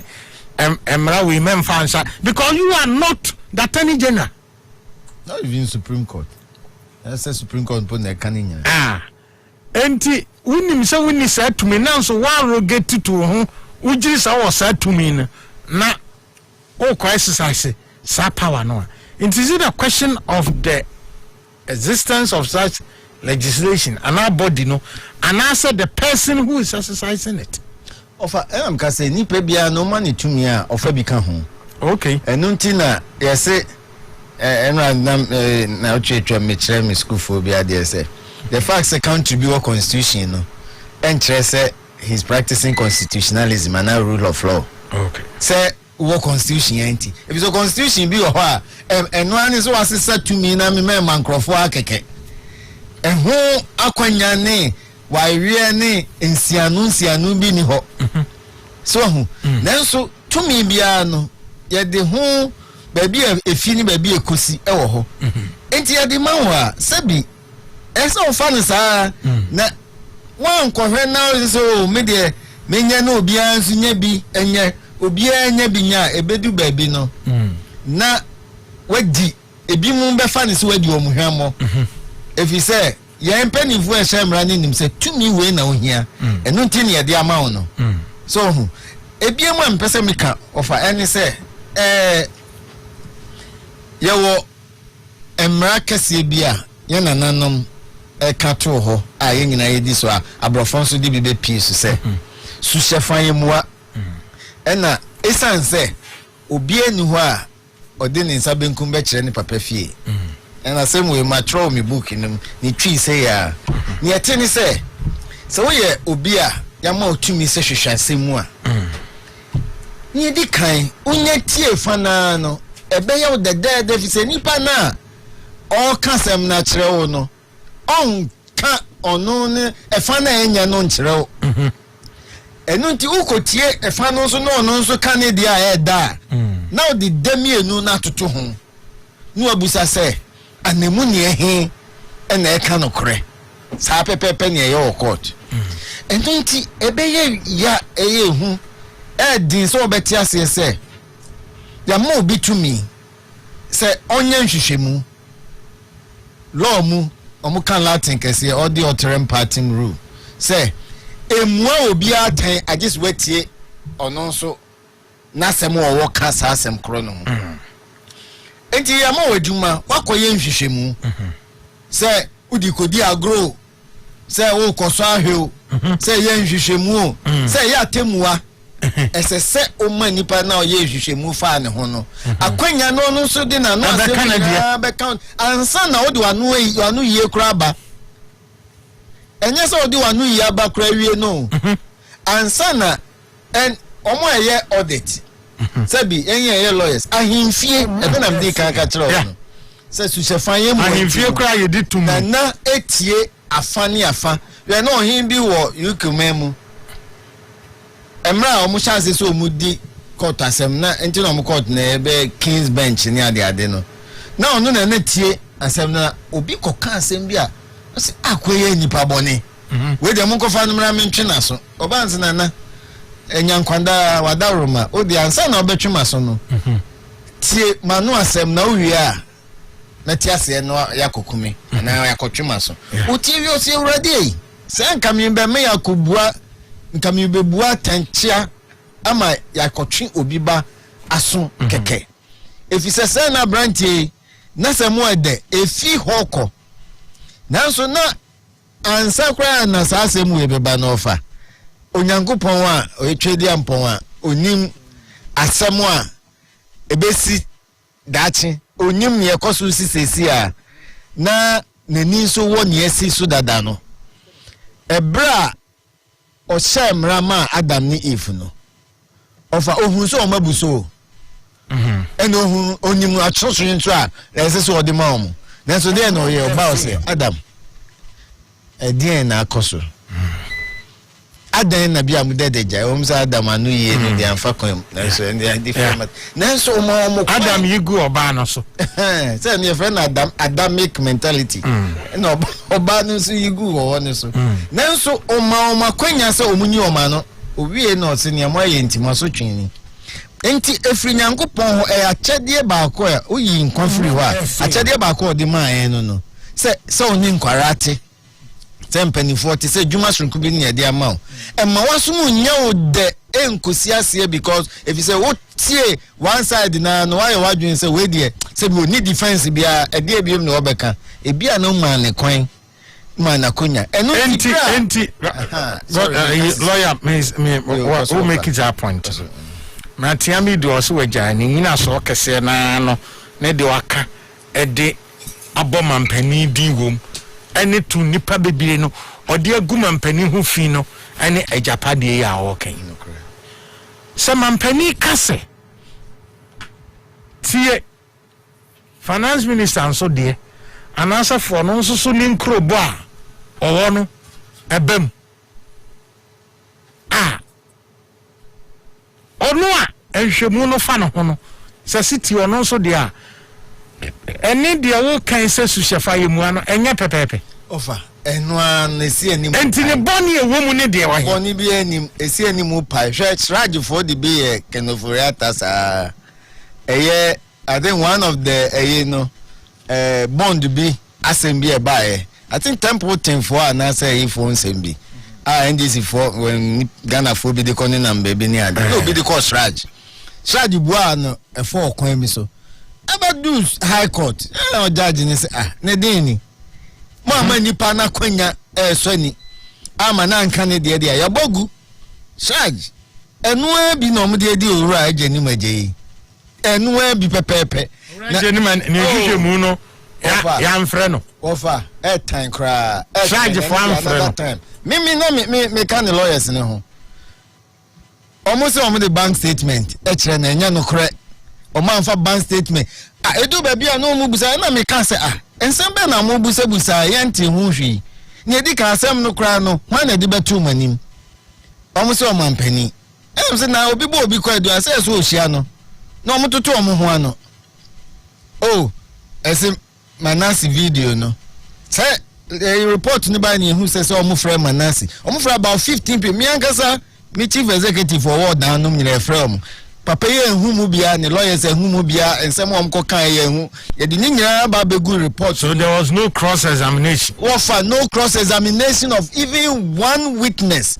Omo frɛ yen say yamra ni ani nkom because omo say nyame yi bibi kyerɛ yen o de be pebra beka ne di kan ye hu ye nti ye tworo koma omo say ye pese mo ma video o wiase nyina besi nsem kan so nye nka obedwam omo say omo na decide say nka sem obedwam na nya yen na esi ebusa say na nipa de say ni nim obe ye beka na another time but enu bi na omo dia ye ewo owura Agyapade ni owura oforiata de na mumu no okra Omanpani ayo papa if say ni o ya no say court timi kra bogu keke vite ansa na the report ni beba no utie fa no na odi asem mi ko busa ni nsem say no nia oka ye ni na no yesi du ba bi kra ka so enkrata dia bro kra me emra me chirechiro mu kakra vi say bi enye oroferi atankwa na odi the Ministry of Finance ho na kuku dama o ma kwadare ariata so wo sikasem ni ekwe bi ma eduma be 30 years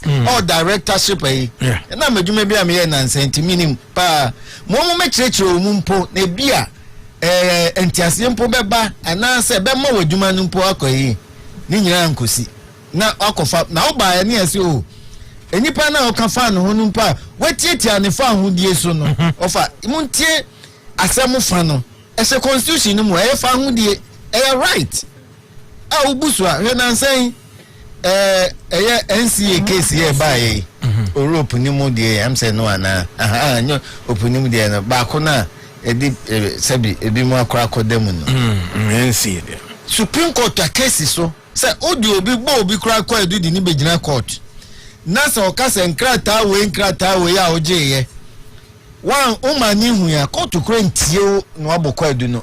Okay. Esa okofa nkrata nyina adansidiefo nyina no asem nyina wo de beto ho ansa kura ne ahya case na se na sabi mu amunya court na ye mama adwuma se ya abeya de bia ehu pa ye se sabi and ya na ekoya brapwa pa efi se sampanyifo nyina mo ye lawyers ekuku dampa a wonim se sabi ehia mpo se obeye lawyer me che se na no mpanyifo nim se ne ete enti na hemfie kro mu gyina so no ni anka ni sabi a omo ye ehwehwe ketasichem enti wo be kwa kokan sabi yes ubeka ama omubu afu tense yedidi hu ni awanka no yedidi babediu ena wanso yedidi hu no anka yenya ofadie so hu enuti safa no de enyi hunfum so bia omampani eye ese o na ne to su kra biem se constitution no pefe ose eye yengana ha amamu na yebu no Omanpeni tumi no ehye nipa ba ko pensem eyo omanpeni nko a okay omanpeni betimi aye Ghana ha nyuma ministers nyina ye na emomo so obetimi afa nipa ni bia omo be hye nase who are subordinate to him so hu no woni omo aye adwuma enti onum se budget ni ade a finance minister ko kan se nko omanpeni ne ko kan nanso ya matumi ya mama pani kwan se onyi wo mo say so of cabinet for but no nche say o ma obia ministry so head okay enti se odun saka minister of finance odun saka mama pani enti untimi nka se obi de ye beto aba ogina party bi anim o pese obeye o mama pani odun saka ko kan ni ebi a oye ni bebo breachre beba yo bobeba na okoto de ne bodwe na omampani na wo de unsa ono tiso no de ono tiso ne de on de on fere so do unsa beka no ono de oni supporters ono de anenkrofo ntimi anenkrofo nipa dodo onso na to abama ana mbusa se na akufo do aka tri wijame ye twa be ono zo onye presidential on he's not prosecuting any agenda so be president ebi akotena chebi obampesi ton is it Najumano? No, enti no so mo odabi drama amade wa kire mu se ono de wa siki on ho insurance and na it's not they say enya prudent nyansanim so no esen bi enipadom omudi nachi ene so obekọ akoka na say that be am catch go say obekọ akoka na akwese ebehe nipa binti ya nipa no kwase de oye no sabe eya jimisam eto da bi na omoni obi ko free high jumper ya di obi de start e wase pa utimrika di huri na de MPP for the akotu ba bi agise wakọ ngina kire di poboft ehuri sa na ya na asese momo di amamu e bia momo standard no e wosoro asese bi momo fi heaven e na ba nanka ye on kanya ne boni mu a but offer sasem we titru a nyuma kese a yede na to site say o asem bu se obi but they say okoye election ni adinti no ompeso ha no just ompeso ha na adwene na ampeso ye bibia edi nyanya bia bebo manimu ani sesese kon kase bia ada sitting president oposa ma question na nidi o de akakaduro hye na chende amen yenye so ma amen sitting president kra constitution ni se ebra oti ase no untimi enkoye ne ho hwehwemu bia betimi ama akopie court ni ade no ka cho se ne twan na tie efa no so bia o se o se menfa menhyehyɛ ya amaye enkonkosie ofa enjina me da bia me ka se you see on ade no enye just owura amidio asem ne yeka abedwakuo bi anase institution bi ne yehyehyɛ sabi on na to da bia na omana koye ti sejama tumi ne hye ono nko ani nsem enunti yensan hwe biem na ya hwe ya enye jataba ena yakofa ne yen no kekewo na emomu ebra yehu no waye jataba odi nwanuma ahata ne ho enu nti onyi no na ne hu nwi no eba menye nipa de sani na me kasa office we na ede asi ho no ne bedu baabi no omampani so otu anamon we ama contract ni na ye na be ngawo ni aso mu in the name of fighting corruption obi any jeho say better omamu a nka ketase ne proye enya adwuma nanso se etimi so ebo modern say oman no so betumpon na ensiseye ani omampani asese no yetimi ema mfaso aba so aman ya hwe a ye beji omampani tumi ni bi dibia akosi obi fufuro emu na nipa kro so akonitirim efize bia na ye dia ho prepare command say tumi no ma anu a obroni friend restrictions a esa nkede to ano no na bia ya pentem too much amfa no ameto sa na mi hu sa mra we okay na me ka cho ntimi da ma anya ntumu da okay but I am mra ye be say too much powers near the too much na niama na say no cry legislative instrument regulation no na me pebi unum say sa regulation no cry obusa impo members of parliament be bre cry ni be enso eno ne ede ye adwuma ni asemra o midim na ne ye nyina achi no me cry meti ye sabi mini bi da me ama mansa no on de obey da nyambia ehu enso eno na yetimi gyina so e kire omampani se unni tumi mpo se odon sa hye emra parliament ahyehyase na anke na chese sa amra no yama parliament kwan so omo nhihye enso entimi medimu esan se nipa da because one person says so ese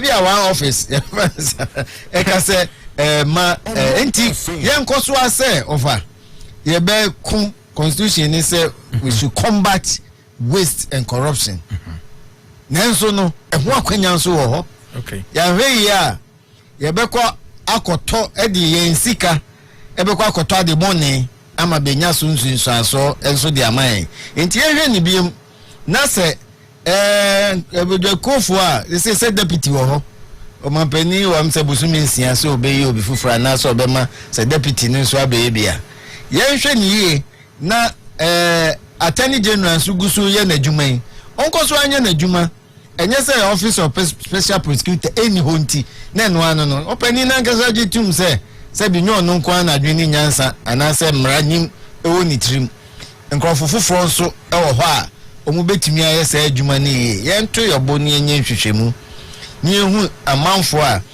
omu be ye adwuma no omu be koso nso ehu sebi omu wo to misronko obroni se independence okay nanso enye obotom sika na oditu ahụ ka o usika bia obenya nso no eye omampani ne de ahye ne nsa se onti bi ma obi oye adwuma ma oman no eno nti na we independence ne achire no se uhia sika eho na ese okokoje se bibi ni a report aye so anfa mre ya apon o de ko ma omampani na kra se enti obi ahwe so obi ahwe so anka dan na se bi uba e wan kwesi udan me pe office se ma of our say mpiska kakra ma na ji se me ba be stress na nye uni ba bi ti anti me complain man na bia office we oman asase so state land so oman na asa ma ojapade no enti we independence ne o fa me hwehwe mu ama ye try say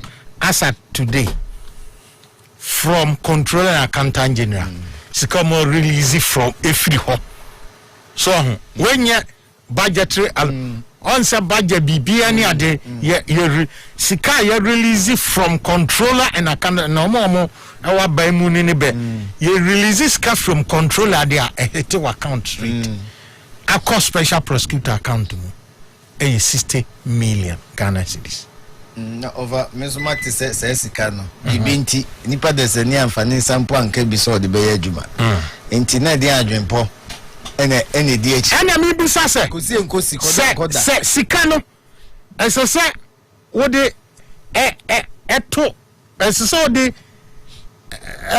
yewo ekwan se so fa so di sika ni dwuma so ho eso so de to system bi so that's a give make system nemu ada ho no china wan ko kasa o me yan hwehwemu na nipa so asi amene no ko kasa no oso beba me information we ya just oje 1 million ntime de akwa no chirechirem se we na de bad nipa nso se o menye me independent ntime me de kwan ya institution bi afa so di ni sika digma no obu ho akonta no ami etimi track ya hwe so nam government system media mempe ntime mfamensa na uni a wa ba be ka se ye ntwa na uni accountant an na betu aka ofa ye kan so ne besere board members no sebi kamia yese mpanimfo animu a obi yakukuda mpa na kamia yese say omonso no broni so bia na oma yeteme dodo okay if you say emrani kan pefe say sa office ni nyuma ni nyina no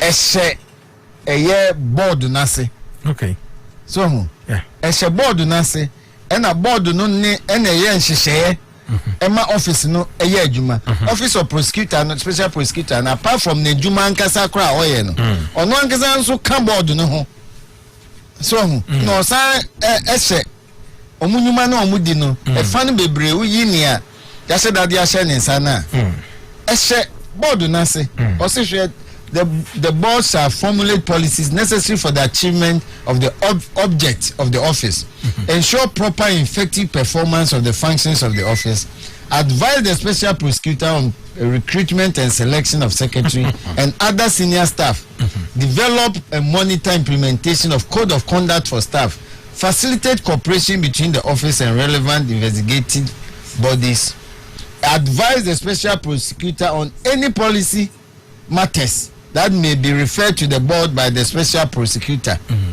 So, enti yadi tumi we nyina mamode a sebi na sika kra doguma kansum na se sika ne enyu so a enti sebi e papa na me mame no mpanifo board fo enti sa niema we nyina na omunim enti na omunim se susu ampa se yentua papa ika ene yentua na bedi akire nso ka na ye a wo kan law no se so omunya bank account so omunya expenses for the office, accounts and audit, annual report and all that in no now honorable transit the media offer near SA case say me ora matina me di no kanipa sabi na me di obuo ma no pa and sa obuo no ntin ko de esan say ono no otimi eni nipa odikan o ya attorney general kra otimi resign wabra no oye adwuma ma on mampania na so oman na ana ban na de ne bae no enipa bebre ejina so ka say ampa waye ade so ani ebra honorable kan nom de woyumi asem so beto ho ono ankasa twene pen ne paper sabi bia ni bottom sika edidi asem ya amene anya hwe nya bia ton edi ate ka ne so enti nipa ni sazu bi wo manim timfi so okwa mana iko nyame nkoso hwe no so na ba bi o ni dwuma bi obedi no na emumu bibia mra wo ho ensem a wate nia enam se wakantam ntini e ka kire wo nia me kan kire me ya opon a me nkantam nia enam se wakantam ntini ma o yes adwuma no o de ba bonten a kai hu se wakantam adinse wo ho ehun susu aso so ebi mu betimi afamra kwan so e de ebusa o ti me da etifwas nso da se lawyer na ya pon eyemranim ni osa ekremra ene twetwem koma bowling point Oman 107.1 FM HFM wo Kumase na radio 90.1 ewo asinfo sunia affiliate stations akanyina afi abejofo trans honorable Kennedy ohene Japan compre kwasin central MP ewo aha Banasco ansa na afi David Pra oye Eastern Regional Communication Director adema MPP so ewa ha na eya ko Ghana Oil Company Limited Goil omo aso bia na kokko fuel na ohone eton higher grade fuel the amount normal price na emfa ohobia mro no mum ebebo engine ho bai na ma engine ache na lubricant ahoro nyina nso so eka ho a obetimi anya ayo goil OMG ana de cocoa nti fertilizer ba eye cocoa ye papa ma cocoa no gina so nya hoden eyin habai gun hranen eso aba no so akese pod no obo nso ade won beans no nso akese a emu odupa ebo papa pa ye ema kweni utimi nya cocoa eso mfaso shane nso efa emaye na afi kancha wo se a washing house boutique apart from Oman say na anasa shop na ewo sek ewo departure hall terminal 3 ewo Kotoka International Port obetumi nya African wear bubu ni niam a ho na say omo shop outlets ni nyina mu obetumi enya African wear bubu kaftan ni niam papa ni nyina bi ade afria wo sintas but ya so bia na ka wo say leather shoes, leather bags, slippers and a belt and khaki trouser polo shirts ni niam papa nyina disease won kama no nyina ebi ewo ho bako ko hwehwɛ kwai hwɛ sa fa mai ala wo kana kwa ba. Thank you. Na design adaroma enom bible ene nkunyimidi ametia se na medi men ko konsumidi nkunyim yeah enyumrei ibaya masem tietia bese obia hu sania Martin Amidu eti na me hunu me kan na yentie me but I know de ye retu nchen ambese me mam hu enuoma bi ani so first letter bi a ewo ha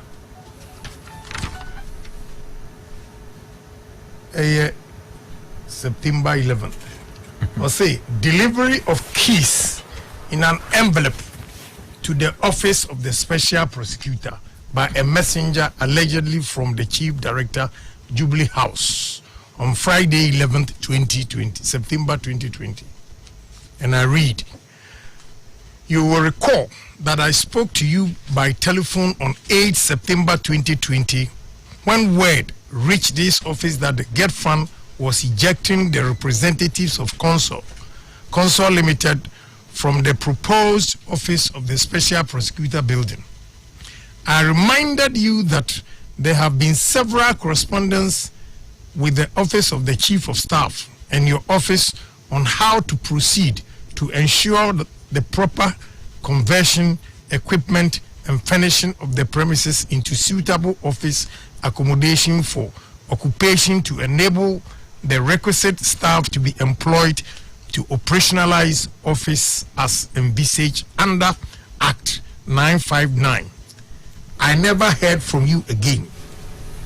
You will also recall that in or about March or April 2019, you personally brought a bunch of keys to hand over to me, allegedly for the same building.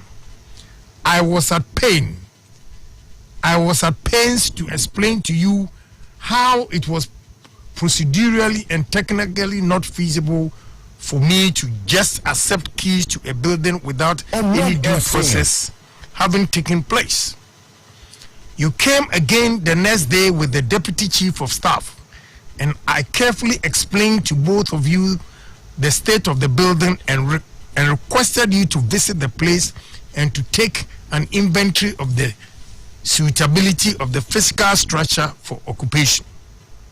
The office of the Special Prosecutor, as presently constituted, is made up of the Deputy Special Prosecutor, a Special Assistant to the Special Prosecutor, a Secretary to the office on 1-year contract, an Acting Director of Operations on 1-year contract, a Head of Accountant on secondment from Controller and Accountant General's Department, a retired Chief State Attorney on secondment for 1 year, 3 non-commissioned police detectives made up of an inspector who doubles as acting head of investigation and 2 sergeants, and the Special Prosecutor as well. The sheer physical constraints to the operationalization of this office has been the 3-bedroom house from which this office has operated. I will not repeat the same mistake with the proposed building. It should be ready for its purpose with the requisite divisions. It is for these reasons that I have underscored severally in communications to the Chief of Staff and to you that the proposed building has to be sole sourced for conversion into various divisions mandated under Act 959, equipped and properly furnished for occupation by the proposed staff of the office. Once there is properly sole source contract, the contractor can then take possession of the premises after a proper inventory that has been taken and proceed with executing the contract. The setting up of a specialized anti-corruption office, which the proper structures, equipment, and facilities to effectively execute its mandates requires the attainment of certain basic security and intelligence standards and capabilities. I have had to study and learn from the successes of the few countries who have made a mark in this area of irresolutibly fighting corruption on my own without any cost to the government.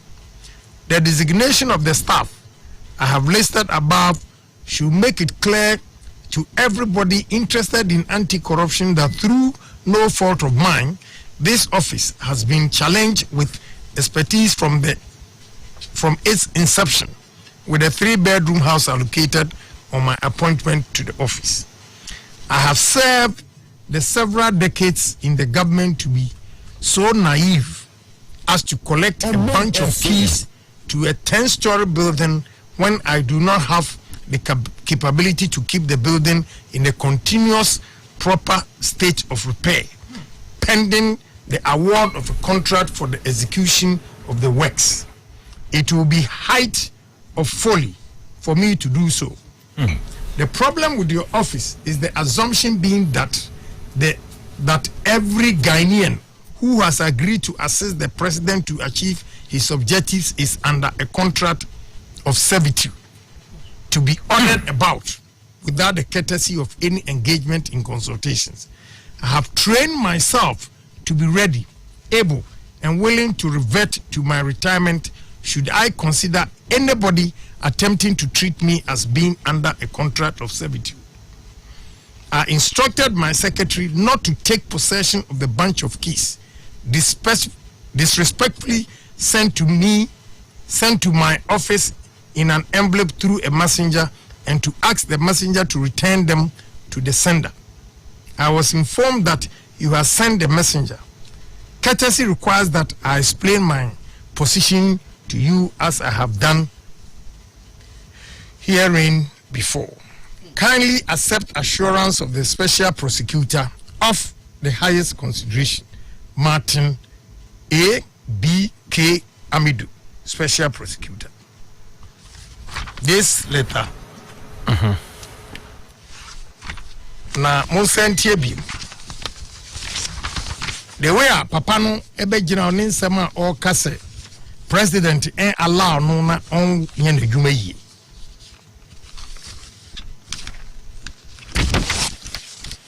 Omanfm.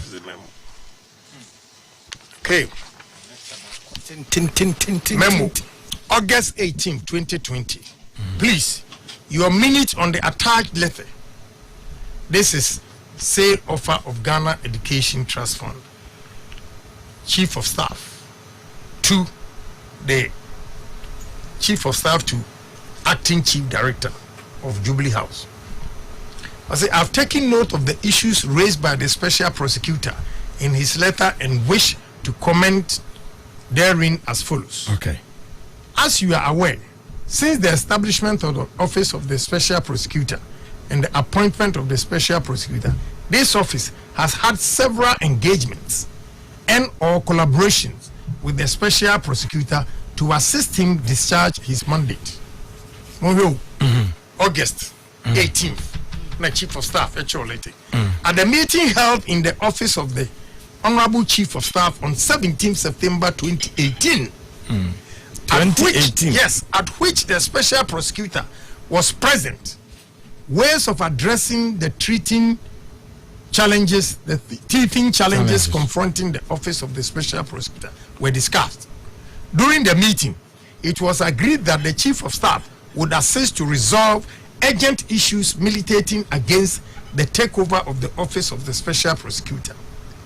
At the meeting, a committee was set up to identify a suitable building to be used as office of the special prosecutor.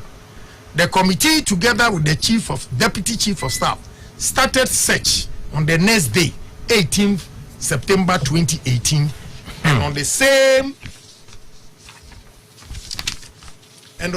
day, a cluster of buildings. Yeah. A cluster of buildings consisting of 1 2-story building and a single-story buildings were identified opposite the bank hospital at Cantonments. The committee, together with the deputy chief of staff, the special prosecutor, the secretary to the special prosecutor, along with some staff from the office of the special prosecutor and a team from the Ministry of Works and Housing, inspected the buildings on 20th September 2018.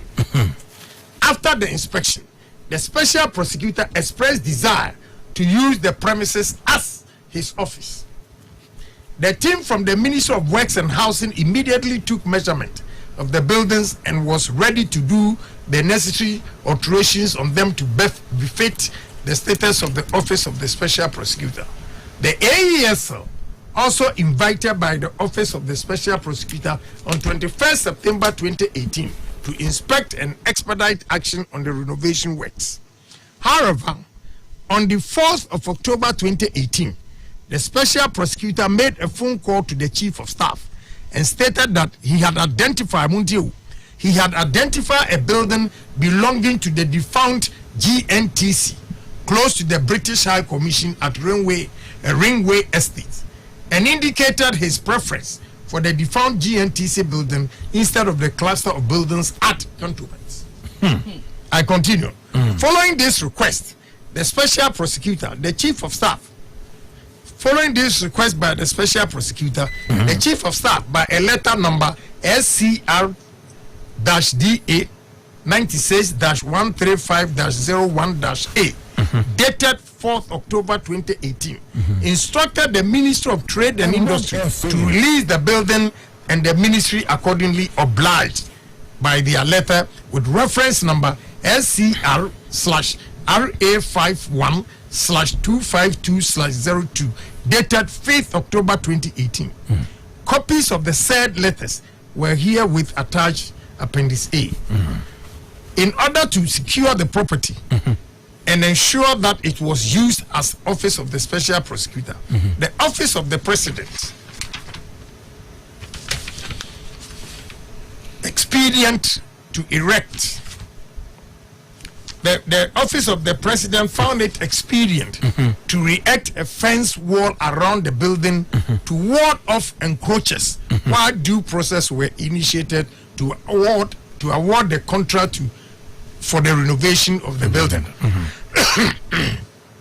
While the renovation of the GNTC building was going on, the special prosecutor halted the process and requested that a 10-story office complex building at Ridge belonging to the GET Fund be renovated for him for occupation. The office again obliged. Further to a meeting by the deputy chief of staff with the office of the special prosecutor and GET Fund on Tuesday, 2nd April 2019, at the office of the president to discuss the roadmap for the renovation of the GET Fund building. A team of representatives from the above mentioned institutions, including Consa Limited and Evans Amfum and Associates, met on Wednesday, 3rd April 2019, to conduct a joint inventory and inspection of the facility. And joint inventory and inspection. Because during the inspection, some defects were identified and documented for repair works.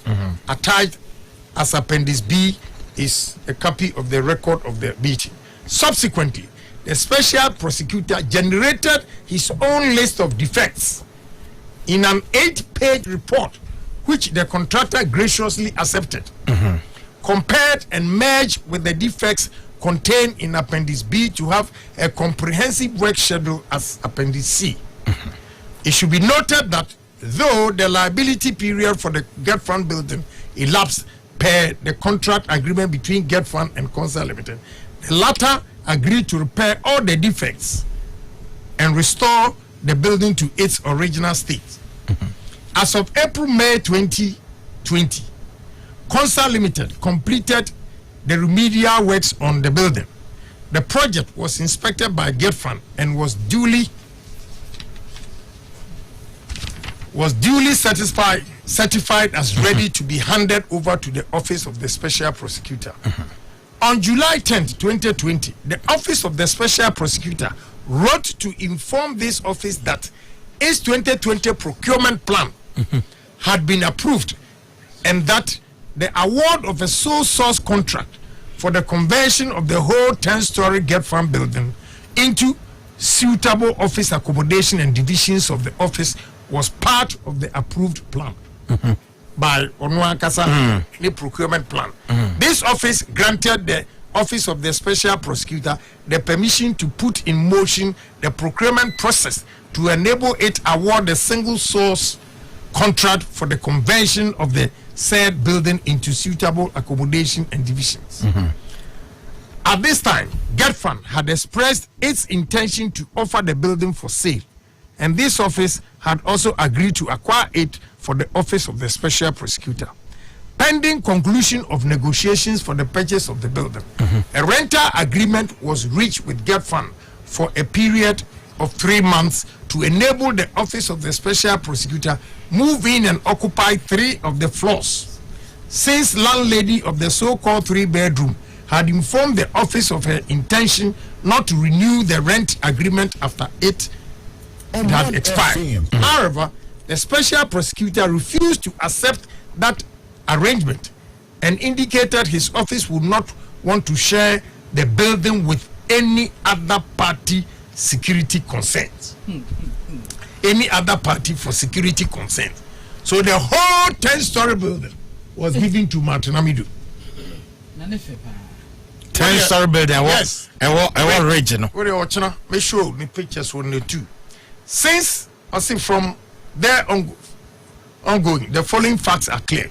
Since this office granted the Office of the Special Prosecutor the permission to put in motion the procurement process that would enable it award a single source contract for the conversion of the said building into suitable office accommodation and divisions, the request to the Office of the Special Prosecutor to fix a date convenient for the handing over of the building could not have been made inadvertently as he claimed. For records.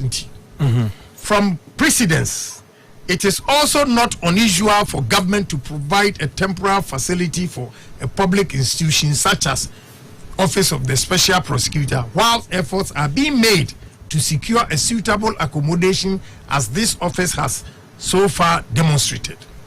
The proof of the commitment of this office towards the President's cause to set up a working Office of the Special Prosecutor is never in doubt, as evidence in our numerous engagements and collaborations with the Special Prosecutor on several subject matters, including recruitment of officers and procurement of office equipment to enable Office of the Special Prosecutor discharge its mandates. It is also not true that it was upon the Special Prosecutor's personal vigilance and insistence that remedial works were done on the Get Fund building, because the team from this office had identified and documented some defects for repair works to restore the building to its original state according to the contract agreement between Get Fund and the Consa Limited before Office of the Special Prosecutor presented the defects he identified. The issue of locked fire-resistant file cabinets had not been brought to the attention of this office until now. If the Office of the Special Prosecutor had alerted this office about that, efforts could have been made to get the security codes for them to open the cabinet and change the codes if he wishes. On the matter of salaries, the Ministry of Finance in its 2020 budget made provisions for compensation budget for that office to employ and pay its staff. It may be true that the special prosecutor had not been paid his salary since he took office.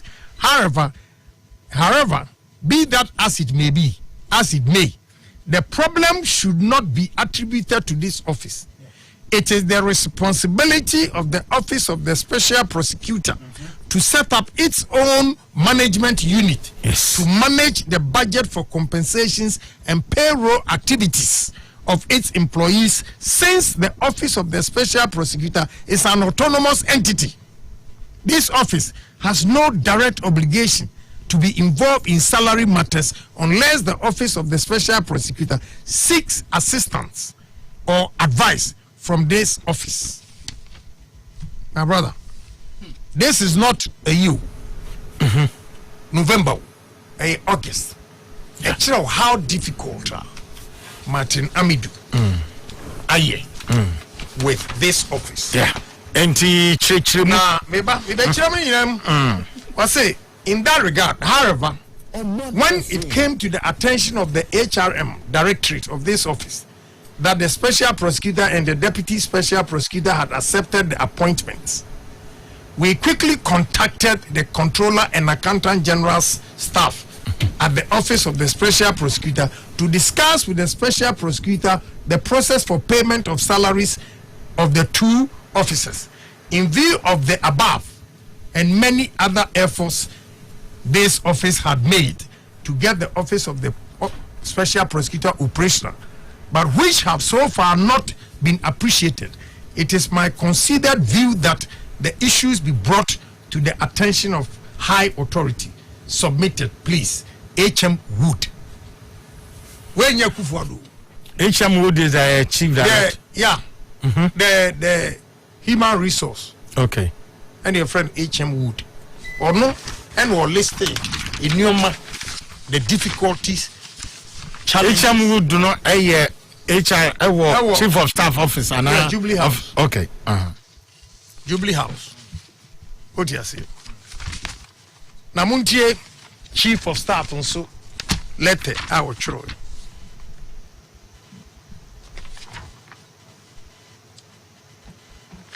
On the 11th of September. 11th of September. I said, we acknowledge receipt of your letter.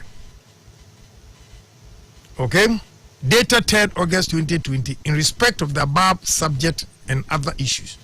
On the issue of access to the entire building, the Gets Funds letter dated 26 August 2020, addressed to this office and copied to you, confirms that the entire property has been released to the central government for use of the Office of the Special Prosecutor.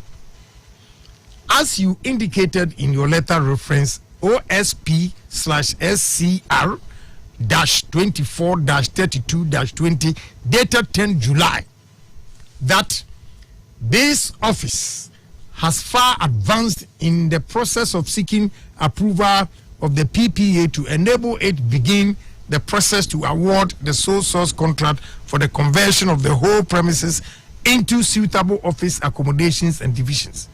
You may have unimpeded access to prepare it for your use. My glasses were mom shading here now. Yeah, unimpeded access to prepare it for your use. I am handing over the keys to the main entrance to your office, as I am reliably informed that the keys to the offices are left in their various door locks. Security personnel have been deployed to guard the premises until the Office of the Special Prosecutor makes its own suitable arrangements. Further, this office will address in due course other issues raised in your letter reference on OSP 2020-SCR-24-33-20 dated 3rd August 2020. The Office of the President remains committed to supporting the operations of the Office of the Special Prosecutor if it is called upon. Many thanks for your usual cooperation. Honorable Akosua Frima Ose Opari, Chief of Staff, Special Prosecutor, Office of the... On the 18th, we redo what has gone on or no kase ekufuado man kwan man enye na dwuma. So ready ansana ya cheche because dos but men konko fo trim. Last one because okay because it can be a first with delivery of keys in an envelope to the Office of the Special Prosecutor by a messenger allegedly from the Chief Director, Jubilee House, on Friday, 11th September 2020. We acknowledge receipt of your letter 14 number OSP-SCR-20-11-20 dated 14 September 2020 on the above mentioned subject and addressed to the Chief Director of this office. We wish to explain that there was no ill motive behind our decision to send the keys to the building to you. Rather, as you had indicated in your letter referenced OSP-SCR-24-3220 dated 10 July 2020 that this office has far advanced in the process of seeking approval of the PPA to enable it begin the process to award the sole source contract for the conversion of the whole premises into suitable offices, accommodation and division. We deem it right and appropriate to give you possession and unfettered access to the building after GetFund has certified completion of the identified effects. This was indeed the reason we sent the letter and the accompanying keys to you on the 11th September, which was unfortunately rejected. You may respectfully wish to reconsider your decision. Now, we are married in a communication between the Special Prosecutor and Office of the President. Because in his letter, in his resignation, what can be said, President, impede. I think that's relevant here. Say, only baby kratia or the or the 3-bedroom house. But this guy, her name is first. I said, "Come see a dinner table." But the name of this system, Jamaica in letters and me woof. And my pampano say a whole 10-story building. Yet the Safwa amount, yet the Amam messenger will say, Chief of Staff and respecting of the Amam messenger. Now, as soon as I am fat, and you didn't come, Mam didn't attempt to crack. Why you stupid to send? No. He sent the keys back. Say, or no. Ya man respecting you know on your keys. Then you foolishly go and make a statement to say, "Uni baby at where kwasiapi." Now I'm going to kwasiapi is also. What records to a Germany hospital? No. Some. This Safwa I show. And yet get fund they are not the first one. Odi kak and kindly letters. We can make us. Let us proceed. Get funded, Diano Ansana. They say, get fund. Wait, finally, get fund. Yes, GNTC. And Tikan person, different one, you know. Mammy, find your annual class, so they are different. First one, Nipa Bakumunti and Mojini Paros would need some Funana. See a car and Monty, and work with a Sinipa Consul. First one, who complain is a Woody Baby Intino, Deputy Chief of Staff. Anyone kasani with team mukwa inspector buildings our cantonments and also open when we started some and cluster of buildings yes cluster of buildings also open and now almost 30 years and about say one kasa who be British High Commission or baby GNTC 4 years enti open and a once kodo ho nyina Ministry of Trade and Industry and almost starting renovation. It is in the renovation. No, and was about say one pet. No, I couldn't get farm for die at was 10. Now, and no pet. And also, a bino obliged agreed to say, Uncle, Umfa a human. Omade, any park or hawk or yajuma, Marco inspecting.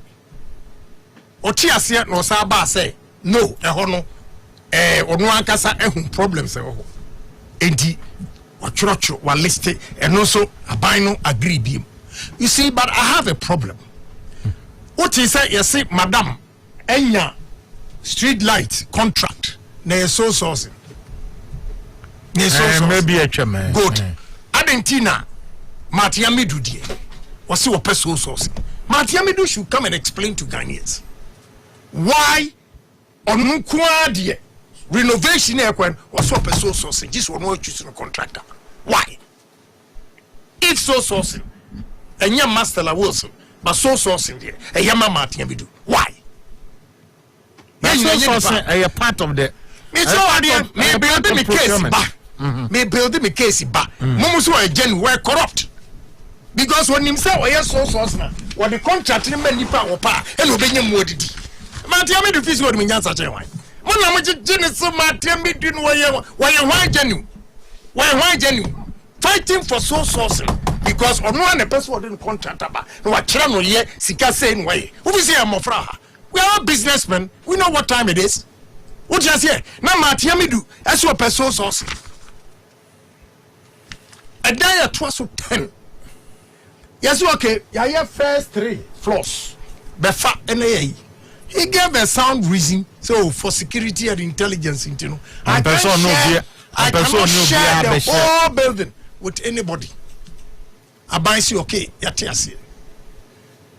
Oma Yajuma, the amount say okay. I come over partition.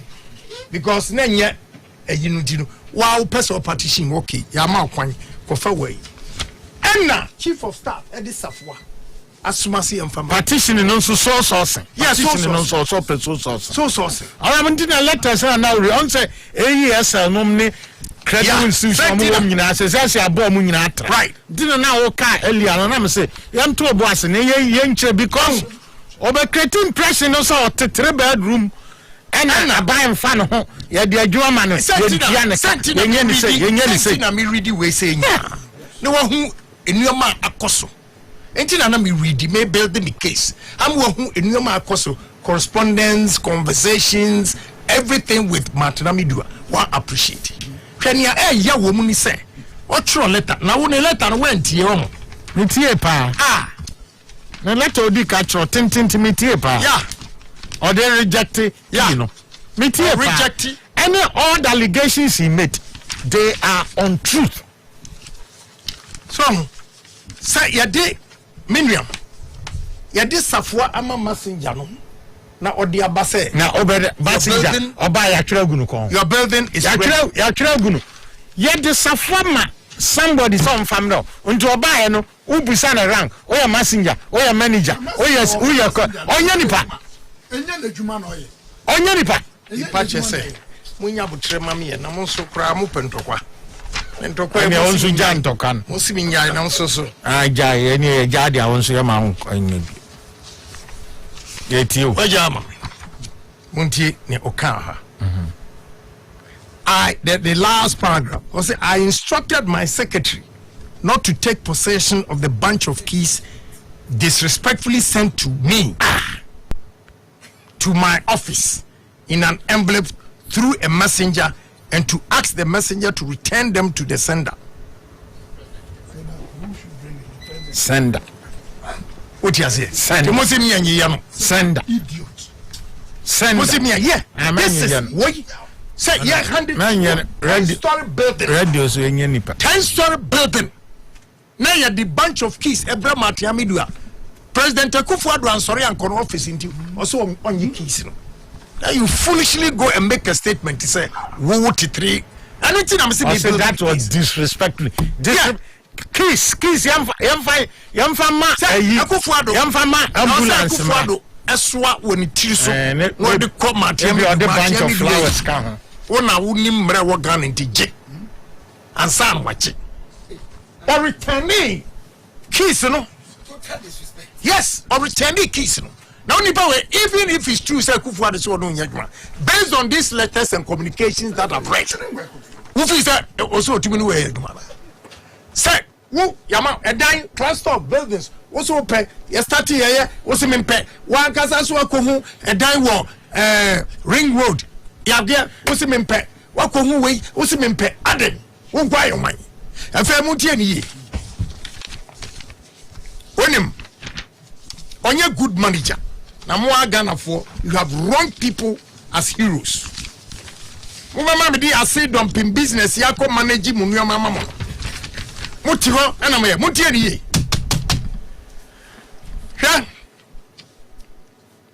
2019, the Office of the Special Prosecutor submitted a budget proposal of 360 million, out of which an amount of 180.16 million Ghana cedis was approved and appropriated for the Office of the Special Prosecutor. The approved amount was made up of 33.47 million for compensation and employees, 88.01 million for goods and services, and 58.6 million for capital expenditure. 3. The process for implementing appropriated budgets involves Ministry of Finance issuing quarterly budget allotment based on which implementing entities request for funds in line with the budget implementation instructions issued by the Ministry of Finance. Although the Office of the Special Prosecutor did not apply for release of funds in 2019, Office of the Special Prosecutor did not apply for the release of funds. And I'm sorry, I'm who we are one BBA.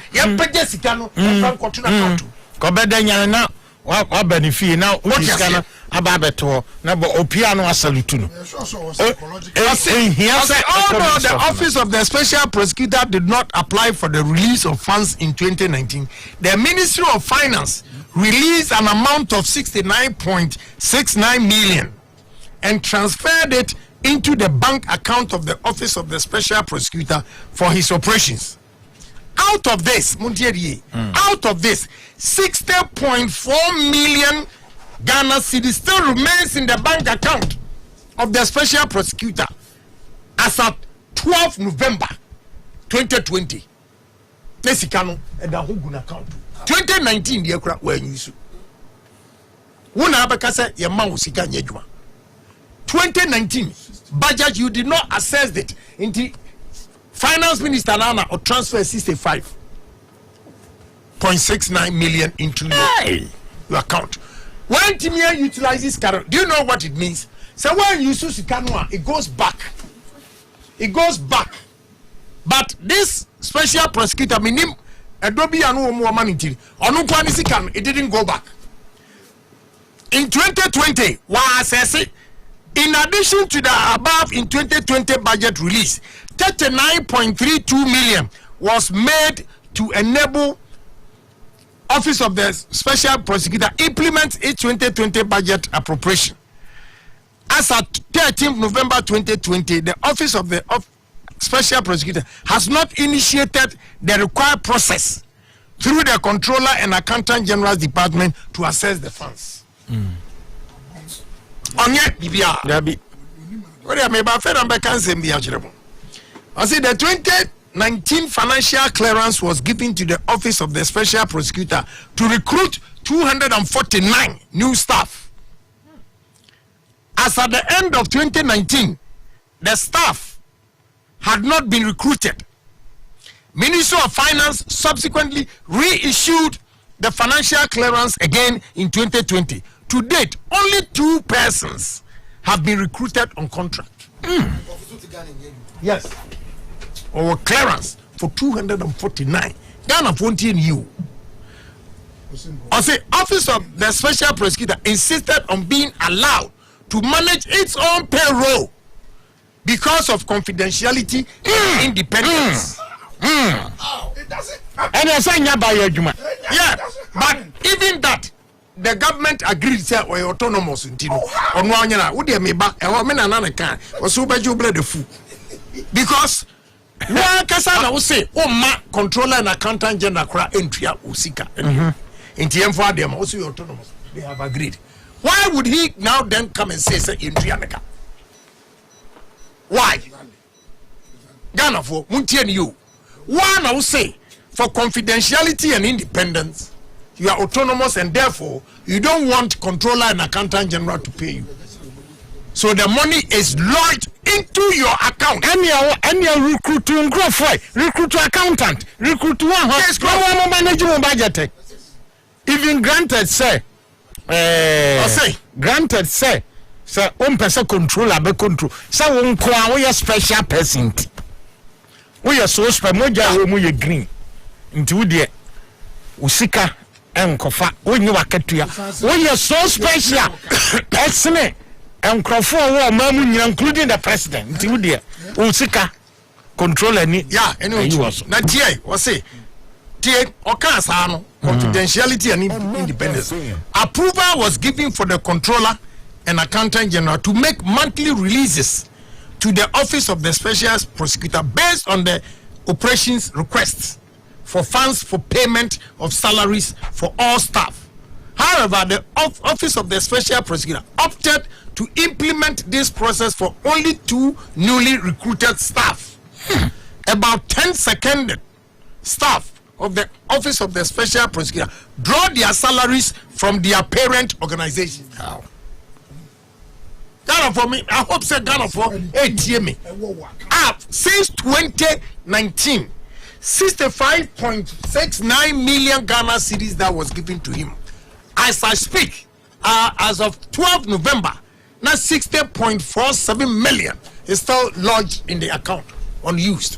What kind of manager? And we are still complaining. We are still complaining. Information went to ya. I say we are Martino. My craboto. Penimun Catrosa. Okay? Nipano also or a messenger. Entino, a disrespectful. So Odiki no Korao. Unimipano. Or he is the military assistant or the military attaché to the chief of staff. A friend can do. Oh, fine guy. Fine guy, no. What is that? I see. Do you know the master's degrees that he has? Matami Duba Bianwa, Nadishia, Odro. Mean of ni Babianiwa, ni brain. What the time to tell you bedroom do there? Okay, my area, Mammy, insult. It's an insult. Wait, any chief of staff, and I Kufuadu, my disrespectful. It is so annoying. What the key ama messenger. This is Kamala. Who sent it? Mammy San Kai Hobby Mumam. I see the problem with your office is the assumption being made that every Ghanaian who has agreed to assist the president to achieve his objective is under a contract of servitude. What assumption? Servitude. And to be ordered about without the courtesy of any engagement in consultation. I have trained myself to be ready, able, and willing to revert to my retirement should I consider anybody attempting to treat me as being under a contract of servitude. Yes. I instructed my secretary not to take possession of the bunch of keys disrespectfully sent to my office in an envelope through a messenger, and to ask a messenger to return them to the sender. So if a whole military attaché a messenger to Matiami Duria, then he was expecting a Kufuado to carry the bunch of keys on his head. Respectful, Matiamudu. You will not be able to educate one of your children to the level Odro can Odro. Colonel of the armed forces. Younger,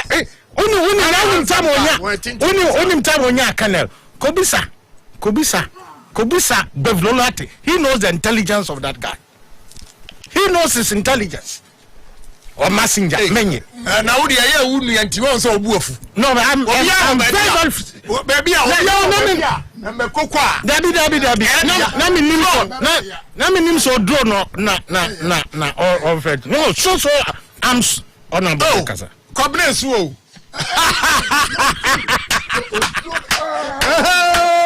no break it down your friend passenger because honorable kasa me kasa talk what you say? I'm reading all these communications for Ghanaians to know who is disrespectful. Now you don't get me. I wanted Ghanaians to know that the tone of his letters to Chief of Staff and in the work as the war office of the president. Now, sir, any part 10 who are working in office,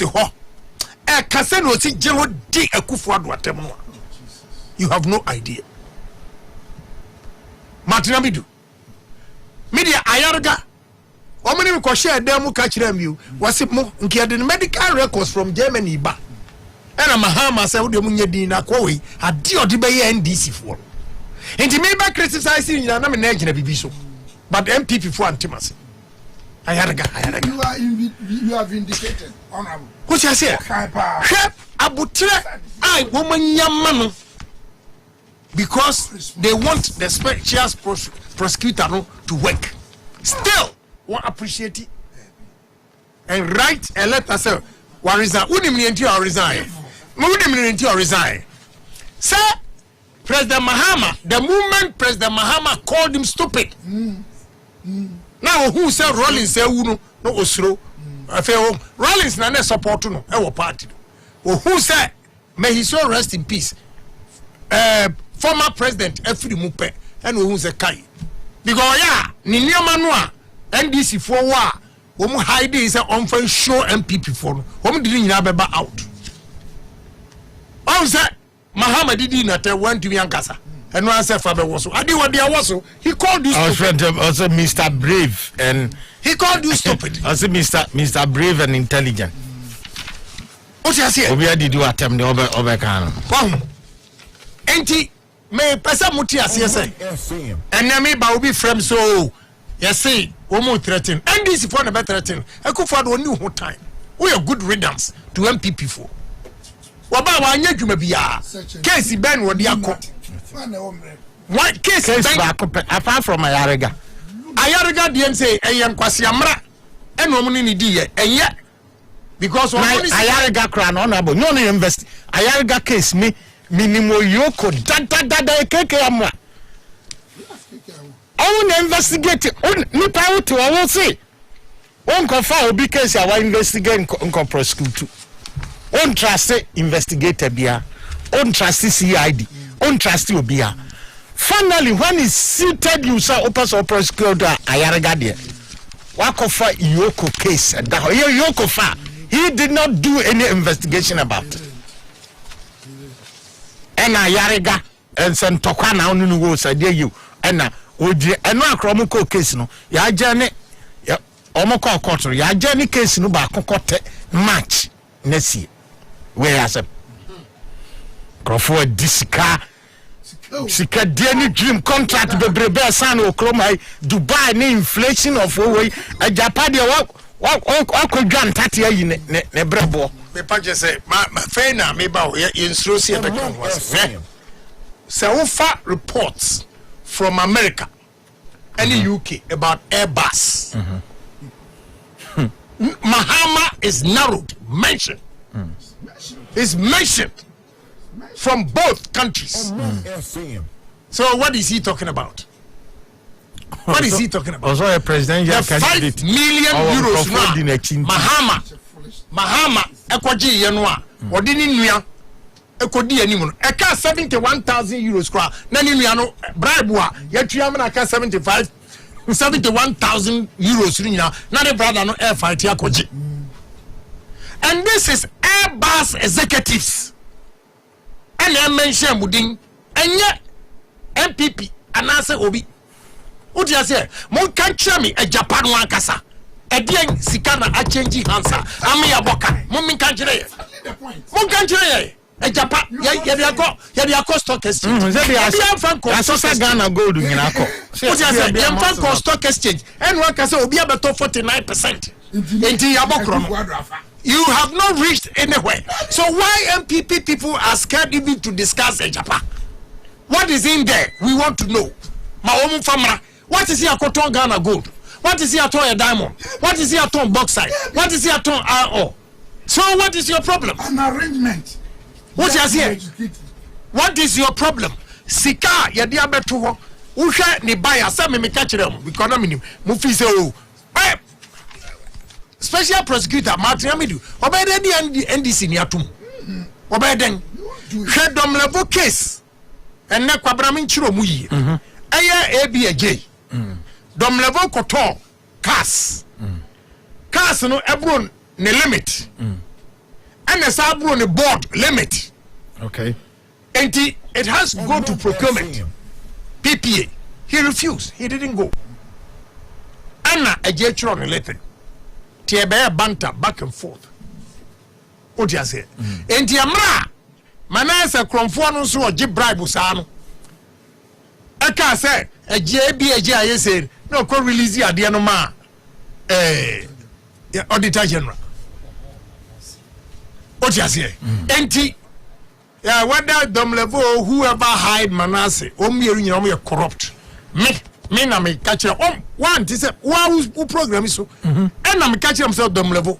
Obe who are the better because the foreign travels. Aba na say my Aba this year a year holiday in UK in Holland also the core conference. Also a core conference. Eji husika. Na ya ka Ghana frontier say eni pa onu wonye clean. Say we ko indict obi say onye clean. This is why I have a problem in this country. This is cars now or toy me a nubi can on famra on chira baby cars no. So one register or this service thing. Yeah. One famra or register individual. Yes. Edim some of drivers be. What you say? Where you clean? Omanfm. I want no kogu ABJ ni masi. Na waja dom level dia ho. Na ukoye ABJ. What you say?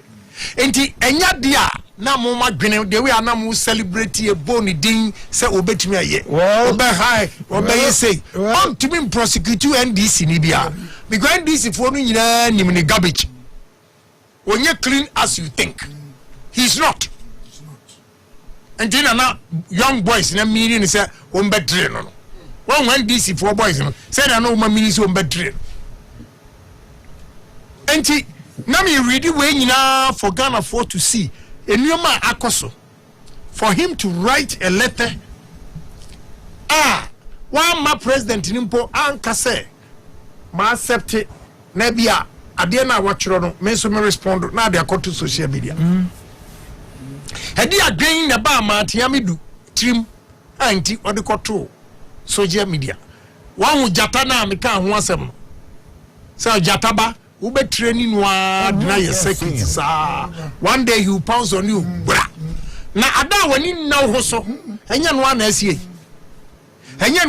just that and somehow can you uhwe memo sa akoronda enya no kure na allegation nyina HM Wood e crash me hu se wutwa nti hwe papa ni di wa ha nyina HM Wood human resource director office of the president. It is not a kufuado.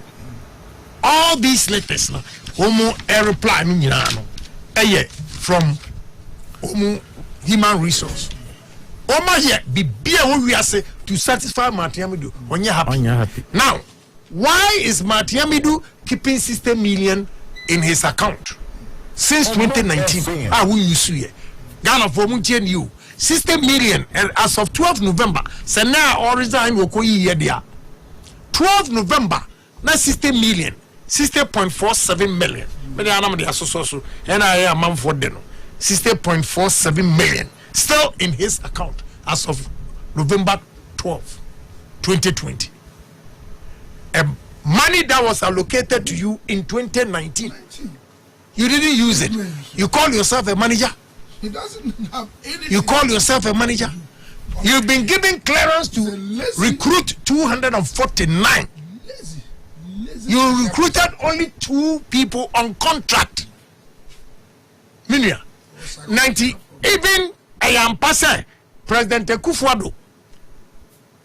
Mana anye na djuma. Who fi say let us see Ameridi.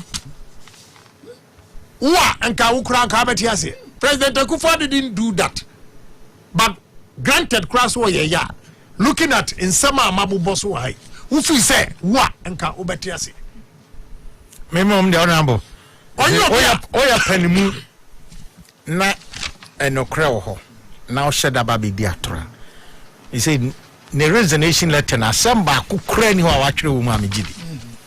Because here Oshé first letter na awatwere. Obonzo o ka say 10-story building no onye ready say obeji because eniema wo ho defect e wo ho a yensiesie. And so one kasa what take part in award of this contract to Consa. I'm on repair dino. Aka partitioning. I partition room. I no so saka se sales source. What person be here? Then we let no saka say. E dano ye nya ne hwe. Ye nya be na me busa wo. Wa identify a cluster of buildings. Omo renovate e cantonment. What's a twa ho onenam aja abasiru abrante and wa ko hu another building GNTC building. Na so I love this building. Nti munja dia mu renovate no. Is it not causing financial loss to the state? Na and also so no Ministry of Trade omo be word of omo ye bibia they are in the process of renovating. Now asabe kasa fe dem akohu ayi enka nesi akra me use akobesa akohu da for trazako. Baby Nkobeka se Kufuado ntunu office mfama. Ya menye asamu a waka won resignation letter ba akokra ni.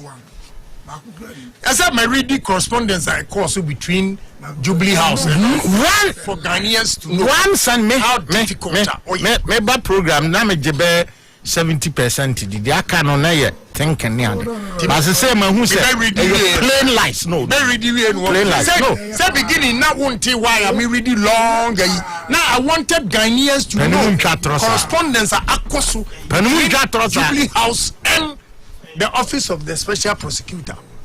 Na minua say a whole colonel army officer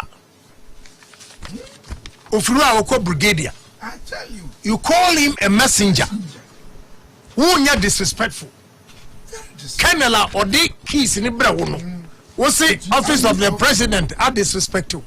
That guy for you. Major fine guy be nice handsome guy. What you say?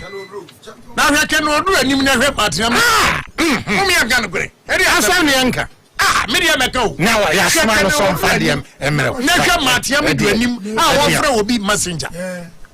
Who freak can odru messenger.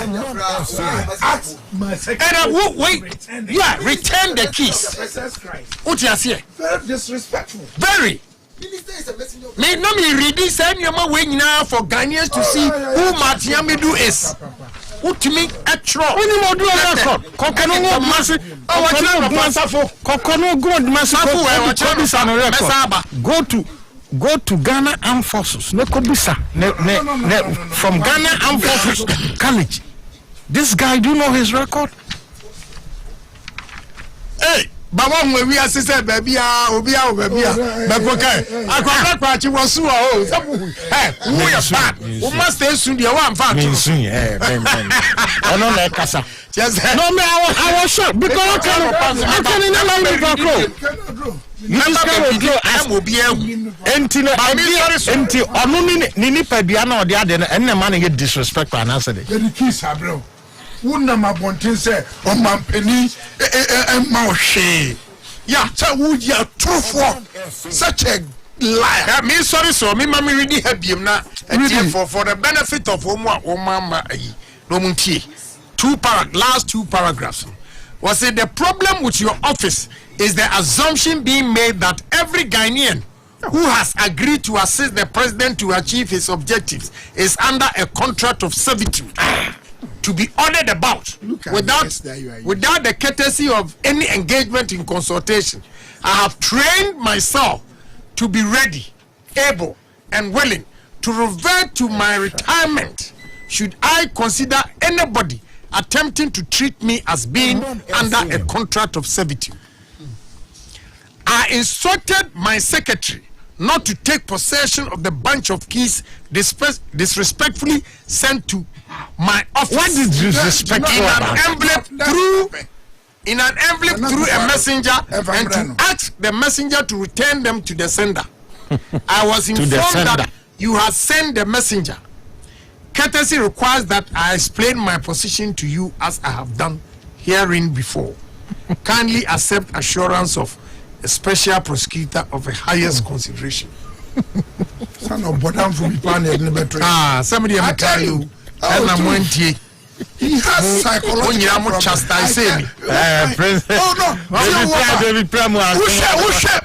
David was psychological problem. I tell you, who can know more? David Premo.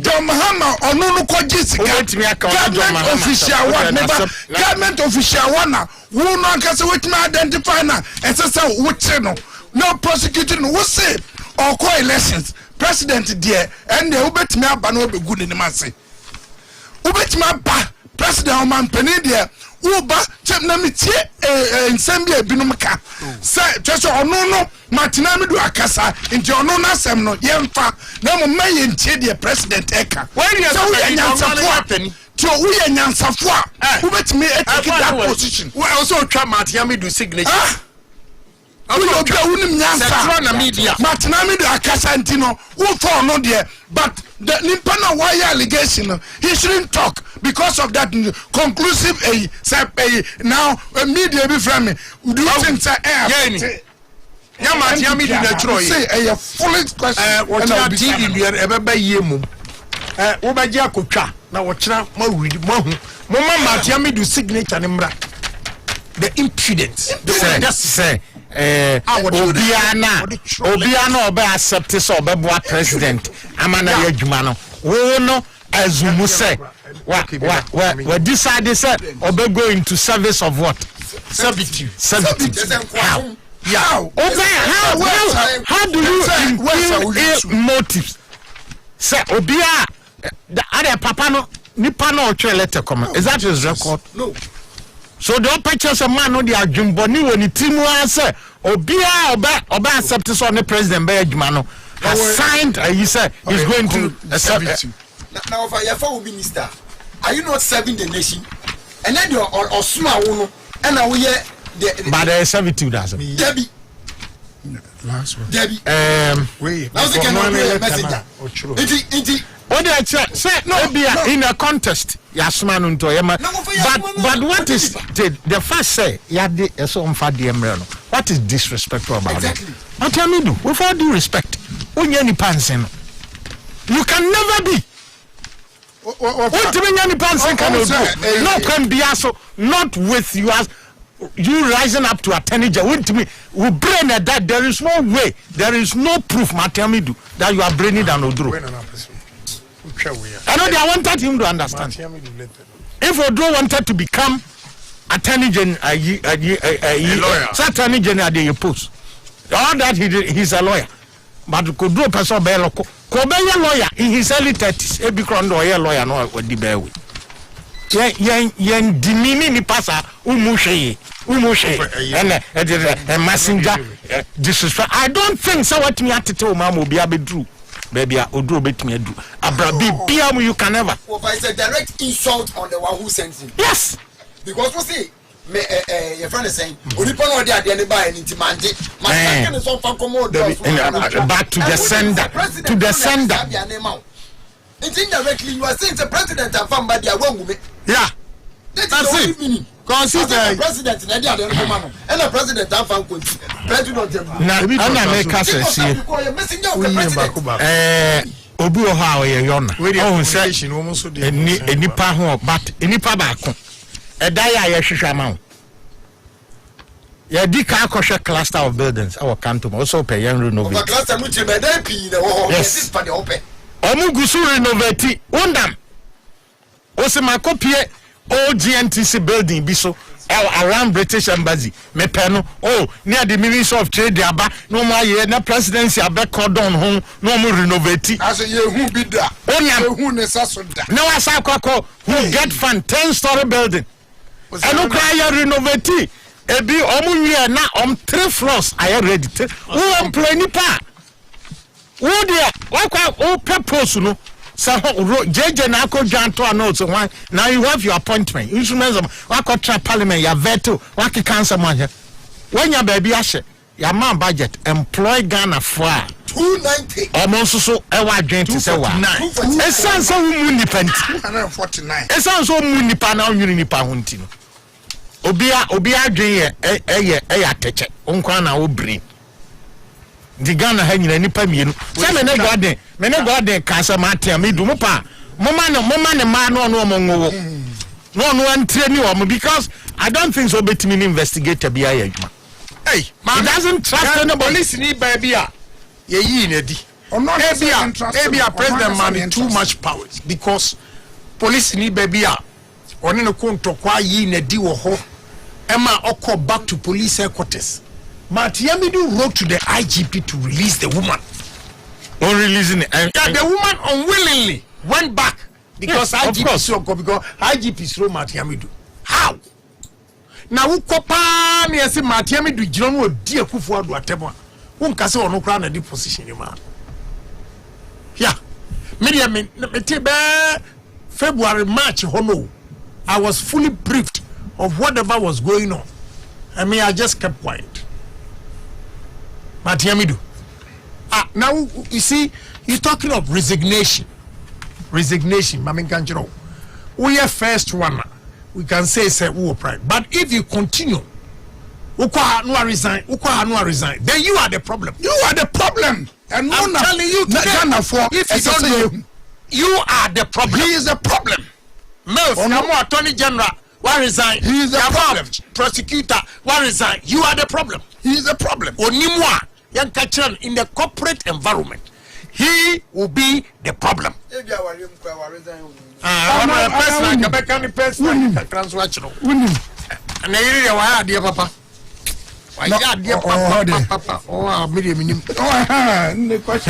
Mama misi menumpe ni ejaba from Kratenga. The panono kofa bae wasan de 3CP papa ebebua efie bia aba mese adepa de etwamuda wo de 3CP egu so mu dware a eba ho ban efi muamoa ho fa 3CP efre so huhu wanu anopa bia na ma wo se ho ban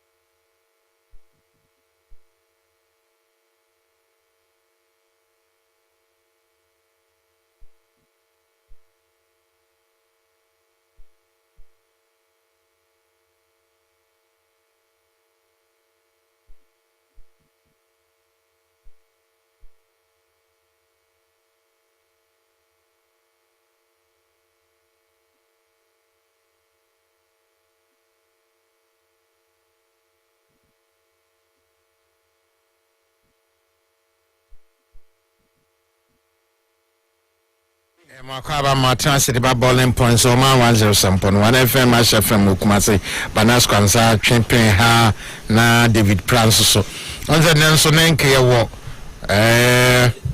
wasi exam saba ehon nsemo nti mo amode emails number no yenka kakran fam botum do di aba ofa kk@gmail.com ema we say Ghana Made Company Limited omo shops ahoro abetumi akomu akoto Ghana niema ye papa a package ne kama no start free tema come to one opposite Mami Sekune anase opposite Obonu FM or Waterworks ekwana so Ghana me shop no ho community 9 tema General Hospital kwana so no opposite ma General Hospital ba kon pepe pepe ba kon ho ena Oba Beach Road Nungwa opposite Ghana Commercial Bank Spentex UBI filling station no emuhwa no ba kon ho enkra ha na oko Accra Poly Accra Technical University SRC dan mu enso bi o Eastern Region fo nyina mo nkwasa mankase nkoto emu Ghana mu ene papa be wo Ghana Made shop no mu Central Region fo nso monko Winneba Trauma Hospital Runabout Ghana Made shops ni na obetimi akoto enema pebebre na ode afri mu koso bon ho ban a free virus any bacteria any germs obra ode sento ebo ho ban sento adaso ko girl shops huro nyina mu a obetimi anya bi disinfectant papa ni use no convenient we using a spray form montra homa second wave no answer ama me haye mama modern se fibia won sabe ka sento disinfectant na we use open ododo a ana so person mama disinfection mama 0541 110131 0541 110136 and samai yeshe meals ni bi abano Martin Luther Laboni was unfortunate that the good intention of the president to fight corruption to enhance good governance has been frustrated by all-knowing Martin Amidu. But he, Amidu, must know when natural justice demand a fair hearing must be given to accused persons before a just cause of law or due process of the law can be established. So how can such individual who have been accused by Martin Amidu demanding opportunity to explain themselves on alleged malpractice constitute interference? One of the maxim of laws state, he who seeks equity must come with a clean hand. Yo, Farouk Tema Osmati Amidu is just desperate for attention. That's all. Such wicked leadership coming from him will even amaze Satan himself. President's response is apt. Regards to couple Samia Uku and Honorable Lydia Al Hassan. Frank Bonner also please. Okay. I want to plead that you should please serialize the letters on all platforms for the whole world to see the kind of person who was appointed as special prosecutor. I think the SP should have been subjected to psychological evaluation before his appointment. So I didn't win him more. I say I'm not surprised he was sacked in 2012 because he felt that he was better than ex-president Atamels, and that's why so he didn't see the need to serve him. He's the most there be Omanfm kosa restraining because Atonzo Viase also fat is sad. This is Ernest from Taifa. When one is unable to carry his load, he blames the head part. The special prosecutor has enough resources to discharge his core mandate to the extent of receiving a budgetary support of 180 million to cater for the office. Nyachom kwa NS Taifa. Ato ansa Ozwakeke of the exposé given by Akomprekon, I am beginning to realize how Matiamidu had wanted to place His Excellency Nana Akufo-Addo in the same class, wanted to place His Excellency in the same class as corruption fool John Mahama, in order to make every Ghanaian think that the NDC and MPP are the same. As the Akan adage goes, we are all drunk the same way. Matiamidu was tagged as stupid by John Mahama, only for him to realize that he was indeed stupid. I am sure Mr. Matiamidu is demented. He needs psychiatric evaluation. Nah.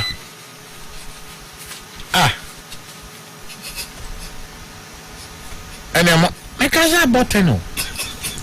Honestly. David Crack can be a number last one. Honestly. Kasa. Over a decano, Mr. Kasa fena button.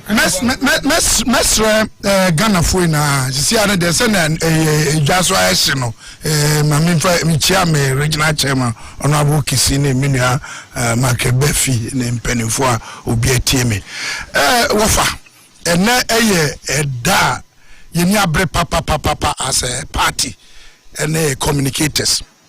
Send to cry a cancer and say, Ufa. Omanfm na Dankwa Akufo-Addo globally we are seeing na obia ginatum so onye corrupt. Now he will never be corrupt and cannot be corrupted. Into another eyadea edaho fita. It won't take Matiamidu to dent the incorruptibility of the president. Ne nature ne character no na Dankwa Akufo-Addo enye as compared to John Mahama opese ye kan say ono no yezikani wo Ghana ha na Africa ha no na Dankwa Akufo-Addo enye ena obe pre Ghana sika e dia beye bibia se na do yo bia oye ni befo a opre sika man busua na man ho a enka me kanyame enka free senior high school enka onye da so oyade opre Ghana sika enka free senior high school abama ahufo enyanka ehiafo mbabohufo enne obia esere abananim enne kohwe Ghana haina ebusia edi de ebose nkora na twa omanguna na ado anim ase extra tuition oranapo ni penifo menua me are proud of this president, very kind-hearted man, kind-hearted obia mobo ohiani mobo Nana Dankwa Akufo-Addo. That is the man who brings hope to the hopeless people. Or no the hope at the brew. Or no the Syria and bre a janka. Nana Dankwa Akufo-Addo. And yet nanado a prima Ghana for. Inti ayami ya.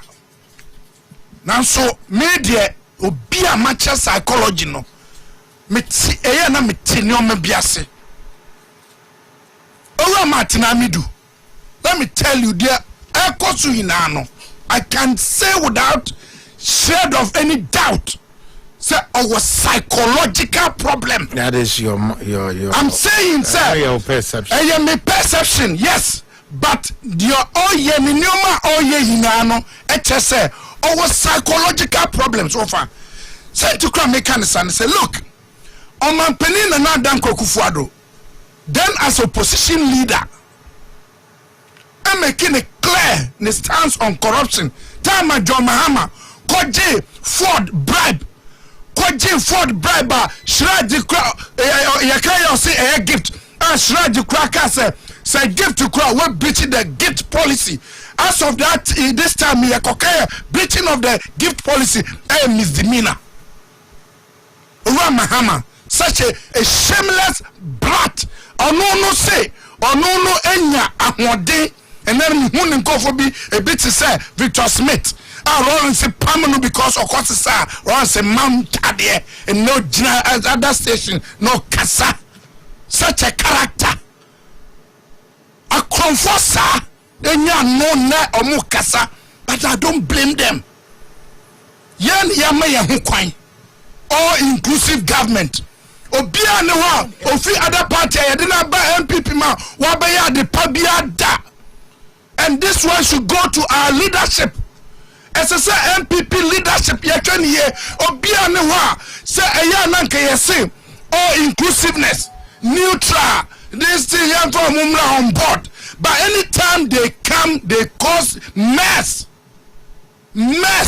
Halamisa, Kwesindum, Martinamidu, these people, they are Bibiano, they cause mess to the new patriotic party and our government. Look at what this man is saying.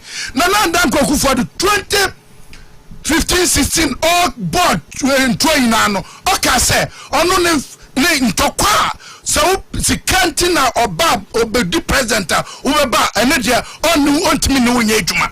Eno ntino oba be set up special prosecutor the mandate ni say obi adwurim ne proye ne katase se di beye ne dwuma no san pande one ne bekon ampa na ye mu bi wo hokra ne ye ntiase, but he was able to convince the entire country.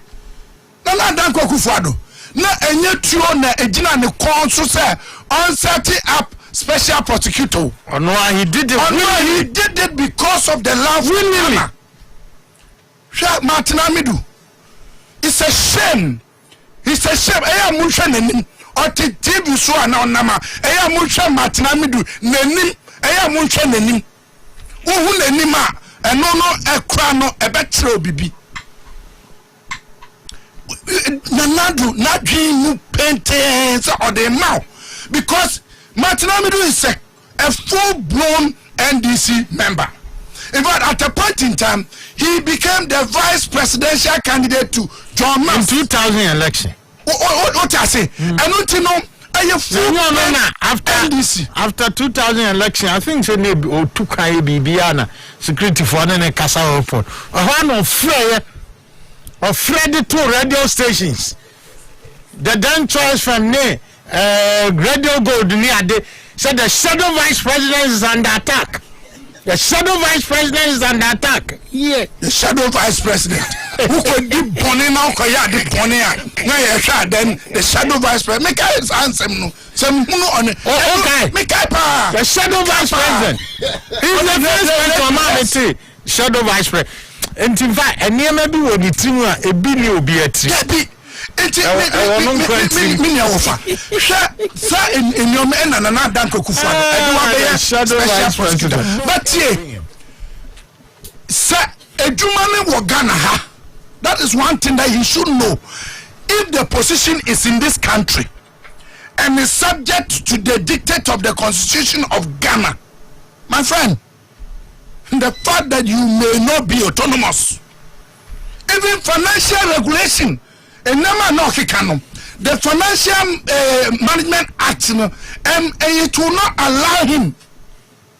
Also, the correspondence now, one of the normal state in the class, as I say, he should be allowed to manage his own payroll.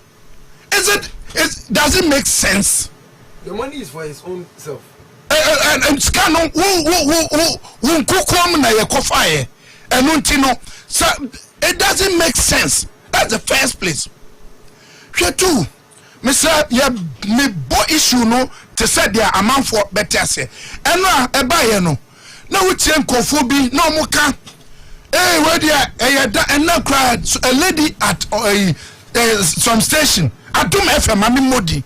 Young lady be her and na nsɛm hunu a ɔka we need time while we don't go there. Don't even say but you see conclude na say criminality on the president. I wouldn't hear Martinami do a tron near my better. We have not free senior high school planting for food and job. One district, one factory, a permanent tema. Bebre, and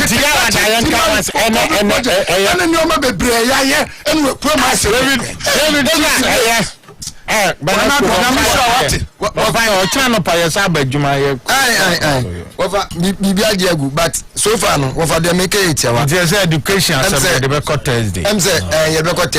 but what in the snapshot, no. Nyame adom afei social no akoyi said the covid ye no nanka ye nyina nim se ebema enoma enko said the se but adia omanpenin his excellency na nado danko kufuado ene na aban ni mpenifo pa wom hwe ministry of education so energy ye so no entoto omototo ye ne de omo ye nti nkunimdie kese pa na aba wo fa de ba ko e de pa ne se afi a school form tron so hwe no ye fra bibi say no discrimination kane no nanka wunya 6 to 30 a na otumi ko school wunya 31 kwa otumi nko and there obi kita 43 obi kita 51 enso onipa ne ko bi nyame adom omu nyina so no omo atwa kama ye nyina no ye bompa ye say ade papa e de abeto so mo ba university so a omo benya de ye fra no say no guarantor for student loan no omo sabeka na family sorry kra obaten bia obawie free SHS oye day student a afibia no na bible no hoka 2265 Ghana cedis day student inti times 3 a wafa na woni amount ayeka about 6805 Ghana cedis say oye border so a afibia no na bible no hoka 5326 Ghana cedis 5,326 Ghana cedis and in no so the times 3 year ye keka ko 15,900 and I think 942 inti enye sika ketwa inti yenda abana se wo enipa wa ya man na TVET na obi so oba beye no free no me gidi se Thursday be kan wasem ye TVET for ye free dada o school fees ne so next to 10 obi ade TVET ono no spend extra 2,939 on each person inti nya de a ya toto na se inti sankunim bi aba no wo fam ye fanda se so ma teacher for no pi se me ye cheche ni na professor for political action so ye de an gi ntintiman no ye bedda Ghana teacher for nyina se ne yesre nya mi sira ma wo se aban ne de se ba se men koye extra classes fa ma de owo bi obetumi atu anko a na mbo munye ma school fo ni nyina na ban ne be ma mun kakra kakra teacher fo nyina gitum fa nyame ato nsuo go teacher fo ensa no adwuma so wo fa teacher fo mo wo Ghana nyina nyame be hia mo nyame sira ye papa nyame ka sam kire oda no wo fa nyame sira ye maame bi ne banko secondary school na nso hwe na bana ne ba ne twa ena maame no wo hwie nso gu ne ba no no wo hwie bia gu ono ane ho ana onam wo twa emfote hu hia no form okwa no be hwie nso gu ne ba ga no oh ena me say a teacher for hia dos wo fa Ghana teacher for ye domase of again ye da teacher for na se no na teaching staff especially kitchen staff no wo fa ye domase papa Ghana for nkran show ma so my friend wo fa kitchen staff for omo bre na nyamisha ye for mo kitchen staff no because wo fa all year round omo ye aduma because onwama borders ediria day students follow sunya aduane examination success rate no ne kase pa no fa ne sa de no free hot meal no nipa pi fa o margin course but me as a teacher at least 12 years in the secondary school bracket no me say one hot meal no and no dey secret no because in colony be especially day students no abedu be one na come de no It's a good one to run away. Throw any bottom, but I remember school because when him say, "Ye bo breaker, borders made the on also bad day, on also made the." What I say? Into a mouth in school, or school, or what they say, Memisha. After all, say, you be going to be the me problem listen. Into a bad any Nisika Krana or Manabaneba. Now, the talk to a cry, and then say, me in particular, me how can see an war throughout my teaching. I cannot throw such. Yes, me go Pamono because of the school fees. What for coming? Me have had so many issues. I did back one. Once me to me drag it. Public account committee. Me pana nkola dika. Ne di ababo notice board. Ofa. Psychological. Yes, but let's come a second. Odini huni obuade. Obia benasem. But if you need Wafa, they only need to notice board get number school view. Debbie, so because of course, the spirit no body na.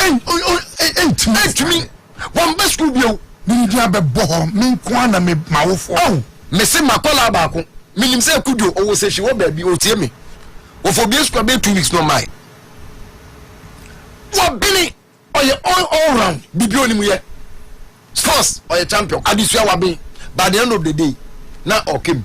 And so Namiado Manasco Mesre Ghana for say unim teacher ni bia or tell day was secondary school usiana was say Ghana nkwana nyina say Nyamisha yadamase wadimapa amaye na mo so say abai na chi na yemfa form no ento na nado so number 1 on the ballot watchman for security man obajumapa and obia Manasco the payment of the registration fee for 1 year. Yes, I know. Yes. Ofa. Unim say in Correspondence ho. Omu school 2014-15 as of now. On the results. And the also PO. On the results. 2012. PO. On the results. And na danko kufu ada Roma. Eno tino